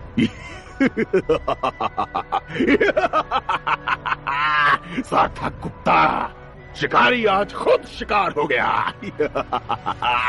आया बड़ा फुल लीडर। और ये कहने के बाद अरमान वहां से जाने लगा और अब सार्थक शायद मौत के करीब था। आपको क्या लगता है दोस्तों, इतना करीब पहुंचने के बाद सार्थक बचेगा? जानने के लिए सुनते रहिए माय वेम्पायर सिस्टम, सिर्फ और सिर्फ आपके अपने पॉकेट। सार्थक को बेइज्जत करते हुए अरमान ने उसके मुंह पर थूक दिया, जिसे देखकर सार्थक के सभी दोस्त आग बबूला हो गए और उन्होंने एक साथ चिल्लाया, ओए! इसके तुरंत ही बाद सैम ने गुस्से में चिल्लाते हुए कहा, एक बार सार्थक उठ गया ना तो तू क्या तेरे जैसे 100 को अकेला मारेगा सार्थक? तो रुक! इसके बाद सार्थक को एक एक करके सभी ने जोरदार आवाज लगाई, सार्थक! सार्थक! सार्थक उठो! इतनी आसानी से हम हार नहीं सकते। सार्थक उठो! सार्थक उठो! सार्थक के कानों में आवाज तो जा रही थी, लेकिन ये आवाज उसके दिमाग तक नहीं पहुंच रही थी। वो सुन सब सकता था, लेकिन उसे कुछ महसूस नहीं हो रहा था। तभी अरमान अपनी तलवार लेकर सैम की ओर बढ़ने लगा और उसने कहा, ए लड़के, ज्यादा चिल्ला मत, मुझे शोर पसंद नहीं है और नहीं उठेगा तेरा दोस्त, समझ गया तू? पार्थ ही सब सुन रहा था और अरमान को सैम की ओर बढ़ते हुए देख भी रहा था, लेकिन वो अभी भी दूसरे डामिस के कब्जे में था और उसने भी चिल्लाया, सार्थक उठ जाओ, हमें तुम्हारी जरूरत है। सार्थक ने जैसे ही ये सुना, मानो उसकी आत्मा ने उसे अंदर से जगा दी और अब उसकी आंखें धीरे धीरे हिलती हुई देखी जा सकती थी। लेकिन अरमान अभी भी बहुत तेजी से सैम की ओर बढ़ रहा था और अभी भी सार्थक होश में नहीं आया था। स्थिति हाथ से निकलती दिख रही थी। हर तरफ डामिस ही डामिस थे। वैम्पायर सैनिक लड़ रहे थे या मर रहे थे, मानो एक ही बात लग रही थी। और अब शायद उनके सबसे प्रिय सेनापति की जान भी दांव पर थी। इधर कुछ डामिस सीधा लियो पर चढ़ बैठे थे। सार्थक उधर बेहोश पड़ा था। दुर्गेश को आने में समय था। पार्थ के हाथ पैर जकड़ लिए गए थे। अब कोई चमत्कार की ही दरकार थी। और तभी जैसे ही उसकी तलवार सैम के गले तक पहुंचने ही वाली थी और उसे चीरने ही वाली थी, तभी कुछ अजीब हुआ। पीछे से कई डामिस एक साथ भागते हुए दिखे। कोई जोर से चिल्लाते तो कोई जंगलियों की तरह भागते। इतनी ही देर में एक मकड़ी के जाले जैसी स्ट्रिंग आई और पार्थ को जकड़कर जो डामिस खड़े थे उनके ऊपर लिपट गई, और जैसे ही वो कसी वैसे ही वो डामिस पार्थ से झटके से दूर हो गए। एक एक करके ऐसा बाकियों के साथ भी हुआ। पहले पार्थ छूटा, फिर लियो छूटा, और फिर बारी थी सैम की। अरमान को कुछ समझ नहीं आया। वो तलवार चलाने से पहले ये दृश्य देखते हुए रुक गया, और दूसरी ओर सैम बखूबी समझ गया था कि ये धमाकेदार एंट्री किसकी है। ये था आकाश सिंघानिया, यानी कि पार्थ का पिता। आकाश हवा में उड़ता हुआ सैम के पीछे से आया और सीधे अरमान के कंधे पर एक जोरदार लात दे मारी, जिससे वो दूर जा गिरा। ये अरमान हक्का बक्का रह गया, और आकाश की इस धमाकेदार एंट्री से मानो पूरी वैम्पायर सेना में मानो नया जोश जाग गया हो। इसके बाद वो सार्थक के पास पहुंचा, उसे अपनी कुछ क्यूआई की ताकत दी और उसकी ओर अपना हाथ आगे बढ़ाया। सार्थक उसकी मदद से वापस उठ खड़ा हुआ, और अब ये दो महायोद्धा एक साथ कंधे से कंधा मिलाए अरमान के सामने खड़े थे, और उनके पीछे थे लियो, पार्थ और सैम, और इन सभी के ठीक सामने अपनी विशाल सेना और डामिस ताकत के साथ खड़ा था अरमान। इसी की दूसरी ओर, यानी कि जहां निशिका, अंबर, अक्षत, धैर्य और विजय चौहान की सेना थी, वहां भी कुछ कम हल्ला नहीं मचा हुआ था। या यूं कह लो कि उनसे निपटने के लिए भी सार्थक का वहां होना बहुत जरूरी था, क्योंकि यहां पर जो डामिस सेना का नेतृत्व कर रहा था वो थे जिम अय्यर, जो कि खुद इन सबसे काफी ज्यादा ताकतवर था। ऐसे हालात देखकर मानो ऐसा लग रहा था जैसे सारी मुसीबत एक साथ आन पड़ी हो। फिर भी अर्थबॉन्ड सेना के साथ इस तरफ थे निशिका, अंबर, अक्षत, विजय चौहान और धैर्य। हालांकि विजय चौहान इस समय भी धैर्य को देखकर थोड़ा नाराज था, लेकिन इस वक्त उसका साथ देना और सार्थक की बात का ध्यान रखना ठीक समझा। उनके ही सामने जिम अय्यर और उसके पीछे भी थी लाखों की संख्या में डामिस सेना, और इनके पीछे थे कुछ मुट्ठी भर अर्थबॉन्ड के सैनिक। लेकिन हर कोई मानो मर मिटने के लिए तैयार था। हालांकि यहां लड़ाई अभी शुरू नहीं हुई थी, क्योंकि अय्यर पहले कुछ बात करना चाहता था। वो इन तीनों की ओर बढ़ा और उन्हें अपना हाथ दिखाते हुए अपनी ओर आने का इशारा किया। कुछ ही देर के बाद वो सब अय्यर के सामने थे। निशिका ने कहा, तुम नहीं सुधरोगे ना? अय्यर ने एक तीखी मुस्कान के साथ जवाब देते हुए कहा, नहीं, और तुम इन इंसानों के दम पर कितना समय टिक पाओगे? तुम्हारा वो बच्चा सार्थक, उसे तो हम ठिकाने लगा ही देंगे। जिस पर विजय चौहान ने भी रुबाव के साथ कहा, ऐसा तब तक नहीं होगा जब तक हम यहां मौजूद हैं। तुम लोग अब अर्थ बॉन्ड्स की सरहद पर हो। जाकर कह दो अपने उस अरमान से कि उसे बस यहां से खाक मिलेगी और खून। अभी भी वक्त है, चले जाओ। जिस पर उस अय्यर ने भी अपनी दैत्य के समान हंसी के साथ कहा, खून? लगता है तुम लोग भूल गए हो कि हम वैम्पायर्स को खून ही तो पसंद है। इसके बाद उसने अपनी तलवार हवा में उठाई और जोर से गुर्राया। उसके इस इशारे पर डामिस सेना के पीछे से फाइटर जहाज दिखने लगे, और उतनी ही देर में ये सब वापस अपनी सेना के पास पहुंच गए। निशिका जब धैर्य के पास पहुंची तो उसने निशिका से पूछा, निशिका, कुछ बात बनी? क्या हम ये लड़ाई अभी भी रोक सकते हैं? जिस पर निशिका ने गुस्से से कहा, क्या आज तक कभी बात बनी है जो अब बनेगी? जिस पर धैर्य ने अपने मास्क को तैयार करते हुए कहा, तो अब मतलब लड़ाई ही एक आखिरी विकल्प है। जिस पर विजय चौहान ने कहा, हाँ, हमें ये लड़ाई लड़नी ही होगी, फिर चाहे जो हो जाए। सब ने एक साथ अपने हथियारों पर अपने हाथ कसे, एक गहरी सांस भरी, और तभी विजय चौहान ने अपना सबसे जोरदार हथियार चलाया। उसने अर्थबॉन्ड के गुट से बात करते हुए अपनी सेना से लगभग 200 फीट की दूरी पर एक कवच बना लिया, ताकि जो डामिस अंदर घुसना चाहे उसका शरीर वहीं कट जाए और कोई अंदर घुस ही ना पाए। और इसी के दूसरी ओर अब अपने स्पेसशिप से डामिस जंगली जानवरों की तरह निकलते हुए देखे जा सकते थे। एक एक करके 4 स्पाइक्स वाले, 5 स्पाइक्स वाले डामिस निकल रहे थे, और जैसे ही दौड़ते दौड़ते वो उनकी तरफ पहुंचे तो कुछ तो जाकर सीधा उस कवच जैसी दीवार को तोड़ने के चक्कर में अपना शरीर और अपनी जान गंवा बैठे, और कुछ उसे तोड़कर उनकी ओर आने लगे थे। लेकिन हाँ, ये जरूर था कि कुछ हद तक वो दीवार उनको रोकने में सक्षम थी, और जो कोई उनकी ओर दौड़कर आ पाते उसे वो अपने तक आने से पहले ही खत्म करने की कोशिश करते।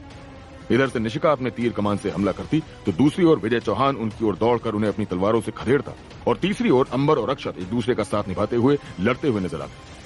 वो दोनों एक साथ दौड़ते, एक साथ हवा में उछलते और एक दूसरे का हाथ पकड़कर सीधा डामिस की छाती पर प्रहार कर उनकी छाती छलनी कर देते। एक वक्त तो ऐसा भी आया जब वो एक साथ हवा में उड़े और चांद के ठीक आगे उनकी आकृति देखने को मिली, दोनों की टांगें सीधा नीचे दुश्मन की ओर। जब जब वो सीधा नीचे डामिस की छाती को चीरते तब तब वो एक दूसरे से कहते, काश सागर सर मतलब सार्थक सर हमें इससे लड़ते हुए देखने के लिए यहां होते।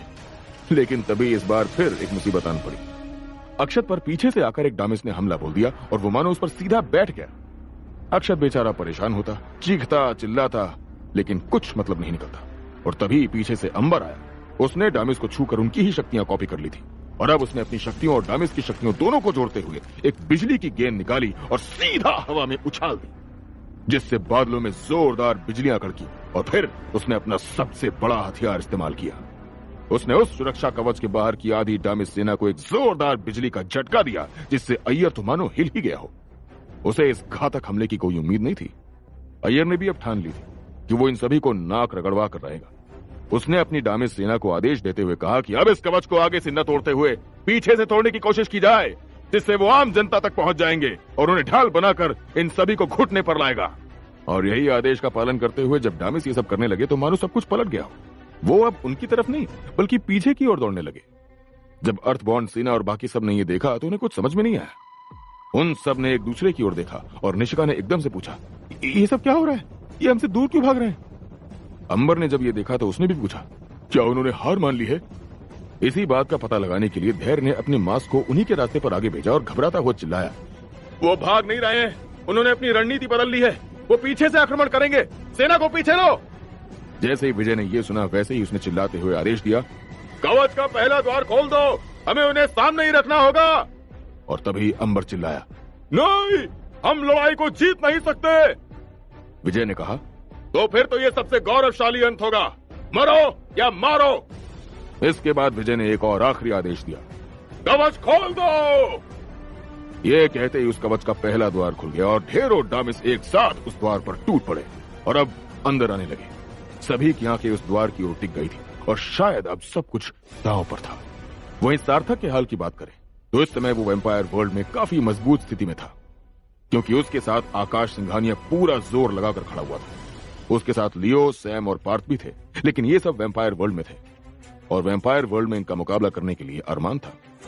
अब आकाश, सार्थक, सैम और लियो चारों पूरी ताकत के साथ ब्लड स्वाइप्स के साथ वार कर रहे थे, लेकिन कुछ ऐसा खास असर पड़ता हुआ दिख नहीं रहा था। एक के बाद एक तेज हमले, एक के बाद एक जोरदार शैडो फाइट्स, लेकिन कुछ नहीं हुआ। अरमान आखिरकार जोरदार हंसी के साथ बोल पड़ा, आजकल के नए बच्चे सोचते हैं मुझसे लड़ेंगे, बहुत हुआ, अब यह खेल खत्म करना होगा। उसने अपनी शैडो लॉक स्किल का इस्तेमाल किया और वहां से एकदम गायब हो गया। सब इधर उधर देखने लगे कि वो चला कहां गया। लियो, आकाश और सार्थक ये तीनों अपनी तीव्र सुनने की शक्ति का इस्तेमाल करते हुए उसके एहसास को महसूस करने की कोशिश कर रहे थे, लेकिन कुछ महसूस नहीं हो रहा था। सार्थक ने कहा, वो यहीं कहीं है, मैं जानता हूं, उसने शैडो लॉक का इस्तेमाल किया है और वो सही मौके का इंतजार कर रहा है। सब लोग सावधान रहे, कुछ भी कभी भी हो सकता है। उन तीनों के कानों में अब कुछ हलचल मचने लगी, लेकिन अलग अलग दिशा से ऐसा लग रहा था वो शैडो ट्रैवल का भी इस्तेमाल कर रहा है। कभी उत्तर से आवाज आती तो कभी दक्षिण से। सही दिशा का अंदाजा लगाना बहुत मुश्किल था। सार्थक इतने समय बाद फिर से अपने आप को नकारा समझने लगा था, क्योंकि वो कुछ कर ही नहीं पा रहा था। इतनी देर में उसका मास्क आवाज करने लगा और ये थी निशिका, जो सार्थक से कांटेक्ट करना चाह रही थी। सार्थक को उसका ध्यान आया और उसने उस कॉल का जवाब देते हुए चौकन्ना रहने का सोचा। उसने कॉल उठाया और निशिका ने कमजोर आवाज में कहा, सार्थक, ये शायद हमारा आखिरी कॉल हो सकता है, अपना ध्यान रखना सार्थक। सार्थक ने जैसे ही ये शब्द सुने मानो वो टूट सा गया और उसका ध्यान भी टूट गया। ऐसे ही मौके की ताक में तो अरमान था। जैसे ही सार्थक का ध्यान टूटा वैसे ही वो उनके पीछे से बाहर निकला और लियो की शैडो को अपने कब्जे में कर लिया और आकाश को एक मुक्का मारते हुए हवा में उड़ा दिया और हवा में ही उस पर ब्लड स्वाइप से फायर किया, जिससे वो घायल होकर नीचे गिर पड़ा। और जब तक वो उठ पाता उतनी देर में उसने सैम का गला अपनी तलवार से काट डाला, यानी कि एक साथ दो शिकार। लियो की शैडो चले जाने से लियो वहीं अस्त व्यस्त हो गया। आकाश पर जोरदार ब्लड स्वाइप होने से वो जमीन पर गिर गया और सैम ने वहीं अपना दम तोड़ दिया। सार्थक की आंखों के सामने एक झटके में अरमान ने उसके 3 साथियों को चित्त कर दिया और वो बस देखता ही रह गया। आकाश अब बहुत कमजोर महसूस कर रहा था। उसने सार्थक से चिल्लाते हुए कहा, सार्थक, हार नहीं माननी है, तुमने कहा था शुरुआत इन्होंने की है, खत्म तुम करोगे। ये कहते हुए आकाश जमीन पर घुटने के बल बैठ गया और सार्थक की ओर अपना हाथ बढ़ाया और उसके हाथों में से एक बहुत तेज रोशनी निकली जो सीधा सार्थक की छाती में जा समाई। ये करते हुए आकाश ने कहा, पार्थ हो या सार्थक, बात तो एक ही है ना।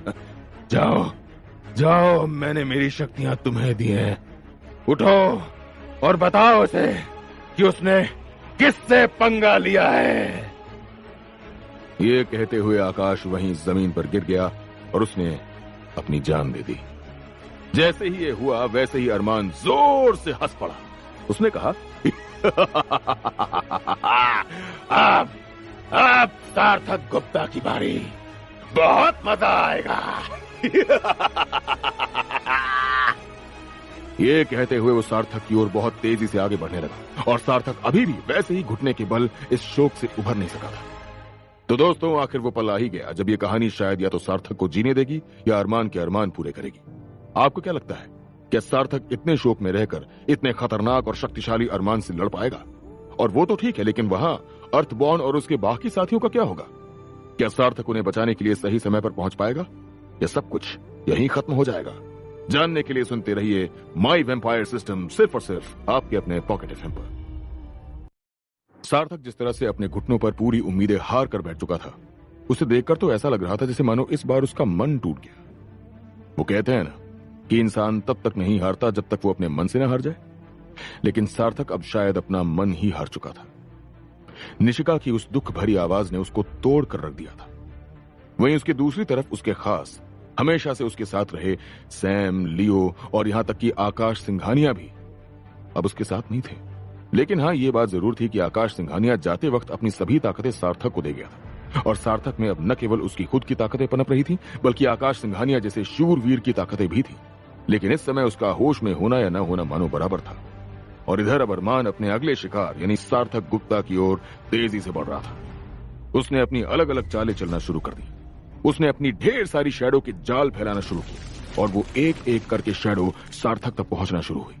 और अब एक शैडो उसके इतना करीब थी कि सार्थक अगर जरा सा भी हिलता तो सीधा उसका शरीर उस शैडो में पड़ता और फिर अरमान एक शैडो का गुंबद बनाकर उसे उसी गुंबद में फंसाकर मार डालता। और बस जिसका डर था वही धीरे धीरे होने लगा था। सार्थक ने अरमान की ओर देखा। उसकी आंखों के प्रतिबिंब में वो गहरे काले बादल देखे जा सकते थे। उसकी आंखों में भार देखा जा सकता था जो उसका दिल शायद झेल नहीं पा रहा। इस बोझ के तले वो बेहोश होने लगा। उसकी आंखों के सामने काली धुंध छाने लगी थी। उसका शरीर उस शैडो की ओर बढ़ने लगा था और जैसे ही वो नीचे उस शैडो तक पहुंचने वाला था कि अरमान को पीछे से किसी ने पकड़ा और जोरदार तरह से मानो कपड़ों को जिस तरह से धोबी घाट पर पटका जाता है वैसे ही पटक दिया। और इसी वजह से अरमान की शैडो पावर डीएक्टिवेट हो गई और सार्थक सीधा जमीन पर गिर गया। और जैसे ही सार्थक जमीन पर गिरा वैसे ही सारे वैम्पायर परिवार के लीडर्स एक साथ उसके आसपास इकट्ठा होकर उसकी ढाल बनकर खड़े हो गए और उसे युद्ध से दूर ले गए। और इधर अब शुरू होने को थी असली लड़ाई, क्योंकि अब हुई थी एक जोरदार धोबी पछाड़ एंट्री, यानी कि Durgesh the great vampire king की। उसने जैसे ही अरमान को पटका वैसे ही दुर्गेश ने रुबाव के साथ अपनी दाढ़ी पर हाथ फेरते हुए कहा, कर दी ना गलती अरमान। अरमान एक पल के लिए मानो हिल सा गया, क्योंकि वो किसी भी तरह से दुर्गेश से ये उम्मीद नहीं कर रहा था कि दुर्गेश यूं एकदम आ धमकेगा। वो उठा और उसने कहा, क्या मतलब है तुम्हारा? जिस पर दुर्गेश ने कहा, तुम्हारी पुरानी आदत है ना ये अरमान, गलत लोगों के साथ गलत समय पर गलत संगति के साथ गलत इंसान के साथ पंगा ले लेते हो यार। जिस पर अरमान ने कहा, ये तो समय ही बताएगा कि कौन कितना गलत है। पीछे से हमला करने की जगह छाती पर मारता तो मानता भी कि तू असली मर्द है। दुर्गेश ने भी फिर कहा, मर्दानगी की बात तुम ना करो अरमान, तो ज्यादा बेहतर है। कम से कम मैं ऐसा मर्द तो नहीं कहलाना चाहता जो डामिस के पल्लू में छिपकर एक बच्चे के साथ लड़ने को आतुर है। अरमान ने जैसे ही ये सुना मानो वो आग बबूला हो गया। उसे इतना गुस्सा आया कि वो अपने आप को रोक न सका। वो चिल्लाता हुआ सीधा अपनी तलवार लेकर दुर्गेश की ओर दौड़ने लगा और कहने लगा, दुर्गेश तेरी इतनी हिम्मत, आज उस बच्चे के साथ तेरा भी खेल खत्म कर दूंगा। दूसरी ओर दुर्गेश एकदम शांत और स्थिर दिमाग के साथ खड़ा था। वो यही तो चाहता था कि वो किसी तरह से उसको उकसाए और अपनी ओर हमला करने के लिए उसे बुलाए, ताकि पीछे से सार्थक को वापस एनर्जी पाने का थोड़ा समय मिल जाए और वो फिर लड़ाई में वापसी कर सके। दुर्गेश का काम अभी सिर्फ और सिर्फ हमले को रोकने का था और जितना हो सके उतना उसे हानि पहुंचाने से रोकना था, क्योंकि ये बात दुर्गेश भी बहुत अच्छे से जानता था कि वो अकेला अरमान को नहीं हरा सकता था और उसे सार्थक की मदद लगेगी ही लगेगी। लेकिन सार्थक को जब तक सदमे से बाहर नहीं निकाला जाता तब तक उसे इस मल्ल युद्ध को जारी रखना ही था। इधर से पार्थ भी अब दुर्गेश के साथ मिल गया था। उसके मन में इतना गुस्सा था कि वो सीधा बहुत तेजी से मुक्के मारता हुआ डामिस सेना में अकेला घुस गया और अकेले उसने आधी डामिस सेना का सफाया कर दिया। और जब वो अरमान के पास पहुंचा तब उसने अपनी ताकत का प्रदर्शन करते हुए एक डामिस को अपने दोनों हाथों से उठा लिया और उसकी आंखों के सामने उस डामिस के शरीर को बीच से फाड़ दिया, जिससे बहुत खून निकला और वो खून जाकर सीधा अरमान के चेहरे पर चपाक की तरह पड़ा। उसके शरीर को ये गुस्से से चीरते हुए वो जोर से हंसा और कहा, अभी तो मैंने बस शुरू किया है, तूने गलती कर दी अरमान। मेरे अंदर जो शेर छिपा हुआ था ना, तूने उसे जगाया है। अब बस तू मेरा तांडव देखता जा। ये कहते हुए वो दुर्गेश के पक्ष में जाकर खड़ा हो गया और अब अरमान को भी थोड़ी घबराहट हुई। पार्थ ने सीधा उस डामिस के शरीर को अरमान की ओर उछाला, लेकिन अरमान ऊपर उछला और बाल बाल बचा, नहीं तो वो सीधा उस डामिस के शरीर तले दब जाता। और फिर पार्थ ने अपनी स्ट्रिंग्स निकाली और उसकी आंखों पर एक जाल छोड़ा और दुर्गेश भी हवा में उड़ता हुआ आया और सीधा उसके पैर पर हमला किया, जिससे वो अपने आप को संभाल नहीं सका और नीचे गिर गया। तभी फिर पार्थ उसके पीछे दौड़कर पहुंचा और उसके शरीर को बांधना शुरू किया और दुर्गेश ने अब अपना हुक्म का इक्का बाहर निकाला। उसने अपना हाथ उठाया और एक चुटकी बजाई। उसके चुटकी बजाते ही आसमान में जोरदार बिजली कड़कने लगी और फिर एक बिजली का झटका जोरदार तरह से आकर अरमान पर गिरा। अरमान को कुछ समझ में नहीं आया कि पल भर के अंदर उसके साथ क्या क्या हो गया। और अब 3 शूरवीर उसके सामने खड़े थे, यानी कि डैनी राठौर, पार्थ और खुद दुर्गेश। इस हमले से अरमान की शक्ति को बहुत ठेस पहुंची और अरमान ने भी जोर से चिल्लाया, बस अब बहुत हुआ, तुम सबका खेल अब खत्म। ये कहते ही उसकी आंखें गहरे लाल रंग में चमकने लगी। उसके हाथों से भी लाल रंग की एनर्जी निकलती हुई देखी जा सकती थी। जैसे ही दुर्गेश ने यह देखा, वैसे ही उसके मन में उसके भविष्य की छवि दिखने लगी। उसने अपनी डैनी राठौर और पार्थ की मौत अरमान के हाथों होती देखी और बिना कोई दूसरे विचार सोचे उसने तुरंत डैनी और पार्थ से कहा, तुम दोनों यहां से सीधा सार्थक के पास जाओ, यहां से मैं इसे देख लूंगा। हालांकि ये तीनों को ही समझ में आ गया था कि अरमान को रोकना अब नामुमकिन होगा और अब शायद अंत बहुत करीब है, लेकिन फिर भी दुर्गेश ने कहा, मेरा विश्वास करो, जाओ। दोनों कुछ पल के लिए हिचकिचाए और फिर कहा, महामहिम, अरमान ने अपना सोल वेपन एक्टिवेट कर लिया है, कैसे होगा? जिस पर दुर्गेश ने कहा, मौत हुई तो ये सबसे गौरवशाली अंत होगा, तुम लोग जाओ, आज आर या पार होगा। डैनी और पार्थ अभी भी वहां से गए नहीं। दुर्गेश को दिख रहा था कि अगर ये दोनों इसी वक्त नहीं निकले तो इन दोनों की मौत भी पक्की है। इसलिए उसने आखिरी बार अपना आखिरी हथकंडा अपनाते हुए कहा, जाओ, ये मेरा आदेश है। जब ये उन दोनों ने सुना तो उन दोनों की आंखों से आंसू आ गए, लेकिन वो वहां से चले गए और इधर अब अरमान उन रस्सियों से छूट गया और अब पहले से कहीं ज्यादा ताकतवर दिख रहा था। उसने सीधा दुर्गेश की ओर एक जोरदार ब्लड स्वाइप किया और जैसे कि उम्मीद थी वही हुआ। दुर्गेश इस हमले को रोक न सका और वो हमला सीधा उसकी छाती को भेद गया और उसने मरते हुए चिल्लाया। और इधर ये दोनों यानी कि पार्थ और डैनी उस मंजर को पीछे मुड़कर देख भी नहीं पाए। मरते वक्त अंतिम बार बस दुर्गेश ने यह कहा, मेरी इस अंगूठी को सार्थक तक पहुंचा देना। यह आवाज बहुत धीमी थी, लेकिन पार्थ ने अपनी वैम्पायर ताकतों की मदद से यह सुन लिया था। अब अरमान ने सीधा चिल्लाया, कहां है सार्थक? जैसे ही उसने ये चिल्लाया, वैसे ही सारे वैम्पायर लीडर्स सार्थक की ढाल बनकर उसके आगे खड़े हो गए और अब अरमान उन सभी के सामने था। हालांकि ये बात भी बिल्कुल सच थी कि इस समय अरमान के सोल वेपन की वजह से ही वो कहीं ज्यादा ताकतवर था। सब वैम्पायर लीडर्स चाहकर भी उसे हरा नहीं सकते थे, यहां तक कि कोई अरमान को छू तक नहीं सकता था। और यही हुआ भी।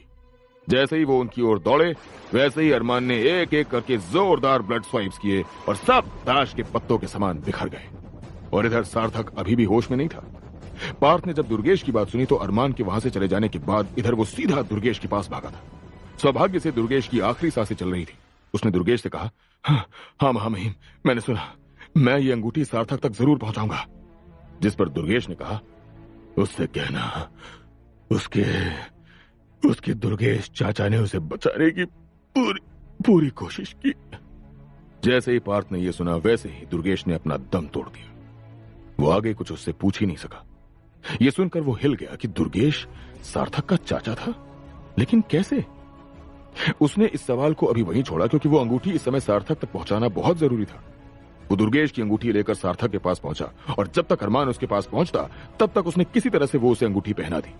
जैसे ही वो अंगूठी सार्थक की उंगली में डली, वैसे ही जोरदार बिजलियां कड़की और सार्थक की आंखें एकदम खुल गईं और अब उसकी आंखें एकदम लाल रंग की चमकने लगी थी। वो लाल रंग अरमान की आंखों से कहीं ज्यादा गहरा था। पार्थ ने जब ये देखा तो वो समझ गया कि दुर्गेश जाते जाते अपनी सारी ताकतें सार्थक के नाम कर गया और अब इस पूरी दुनिया में सार्थक के सामने टिकने वाला कोई नहीं था। सार्थक के पास अब मानो दुनिया की हर ताकत थी। अरमान ने जब ये देखा तो वो घबरा गया। उसने सार्थक को बल से नहीं तो मन से तोड़ने की कोशिश की। उसने कहा, सार्थक गुप्ता, अचिंत्य गुप्ता का बेटा। जैसे ही सभी ने अचिंत्य का नाम सुना, वैसे ही सब हिल गए क्योंकि अचिंत्य गुप्ता इस वैम्पायर वर्ल्ड का सबसे पहला वैम्पायर था और उसने ही ये सब कुछ किया था। अरमान ने आगे कहा, क्या तुमने कभी नहीं सोचा कि तुम्हारे माँ बाप को किसने मारा या वो कहाँ है? सार्थक सब शांति से सुन रहा था।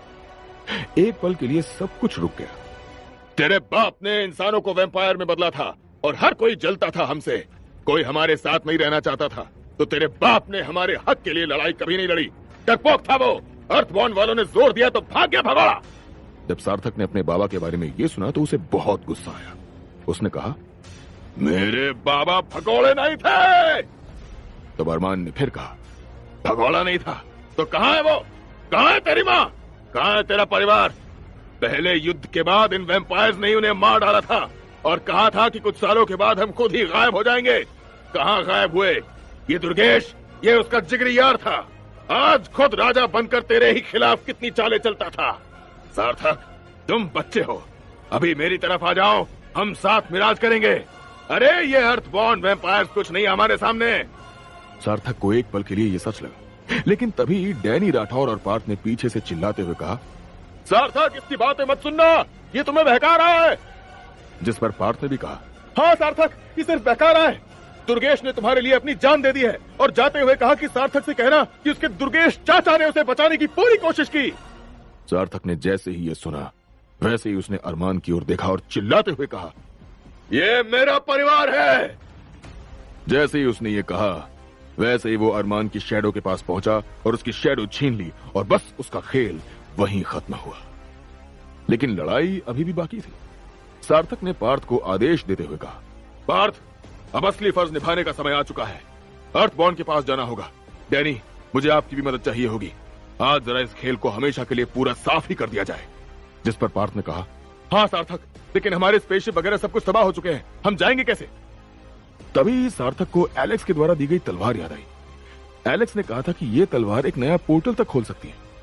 उसने पार्थ से कहा, पार्थ, ये तलवार लो, अपने पूरे मन से इसमें अर्थबॉर्न जाने के बारे में सोचो और जोर से हवा में घुमाओ। एलेक्स ने कहा था ये एक नया पोर्टल खोल सकती है और बस वही हुआ। पार्थ ने तलवार हवा में घुमाई और एक गोल आकार का दरवाजा खुल गया जिसने सीधे उनको वहां पहुंचाया जहां लड़ाई चल रही थी। सार्थक, डैनी, राठौर और पार्थ तीनों वहां पहुंचे। सार्थक ने जाते से ही अंबर को अपने पास बुलाया और डैनी और अंबर से कहा, वन शॉट और सब साफ चाहिए मुझे। इन्हें ऐसा बिजली का झटका दो कि ये यही के यही राख हो जाए। जैसे ही उन दोनों ने ये सुना वैसे ही डैनी ने अपना दाहिना हाथ अंबर के दाहिने हाथ में दिया और बायां हाथ उसके बाएं हाथ में। इस तरह से उन दोनों की शक्तियां एक साथ मिली और एक जोरदार बिजली हवा में उनके हाथों से निकली जो पूरे आसमान में फैल गई और जोरदार बिजलियां सीधा जाकर सारे डामिस पर लगी और सारे डामिस एक साथ एक झटके में खत्म। जैसे ही इधर अर्थबॉर्न, निशिका और बाकी लोगों ने ये देखा तो वो समझ गए कि सार्थक की एंट्री हो गई है और वहां युद्ध खत्म हो चुका है। निशिका दौड़ते हुए सीधा सार्थक के पास आई, लेकिन जैसे ही वो उसे चूमने वाली थी वैसे ही वो उससे कहीं ज्यादा दूर जा गिरी। सार्थक समझ गया कि अब उसे वापस इंसान बनने का समय आ गया है। सार्थक ने अपना हाथ निशिका की ओर किया और तभी निशिका में से एक लाल एनर्जी निकलने लगी। कुछ ही समय बाद वो एनर्जी पूरी तरह से निकल गई और निशिका वहीं बेहोश हो गई। कुछ समय बाद जब निशिका की आंख खुली तब उसने सार्थक को अपने करीब पाया और पूछा, सार्थक, क्या सब? सार्थक ने उसे वापस बिस्तर पर लेटाते हुए कहा, हाँ सब ठीक है, हम जीत गए। ये सुनकर निशिका ने उसे गले लगा लिया और उसके गाल से अपने होंठ लगा लिए। उसे आश्चर्य हुआ कि ये हुआ कैसे। तब उसने पार्थ को पीछे खड़ा देखा और वो थोड़ी शर्मा गई।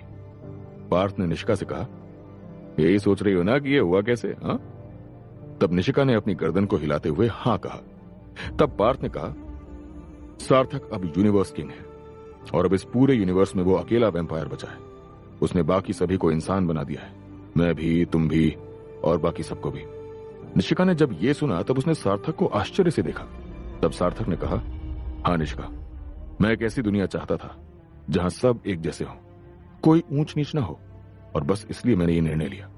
और हाँ, अब सब ठीक है, तुम, मैं, पार्थ और बाकी सब अब साथ रह सकते हैं।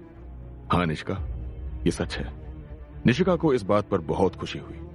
उसने एक बार फिर सार्थक को गले लगा लिया और कहा, will you marry me mister सार्थक गुप्ता? ये सुनकर सभी ताली बजाने लगे और बस आखिरकार सार्थक जो चाहता था वो उसने कर दिखाया, यानी कि एक ऐसी दुनिया जहां कोई ऊंच नीच नहीं है, जहां सब बराबर है। और दोस्तों, यहीं खत्म होता है हमारा सफर।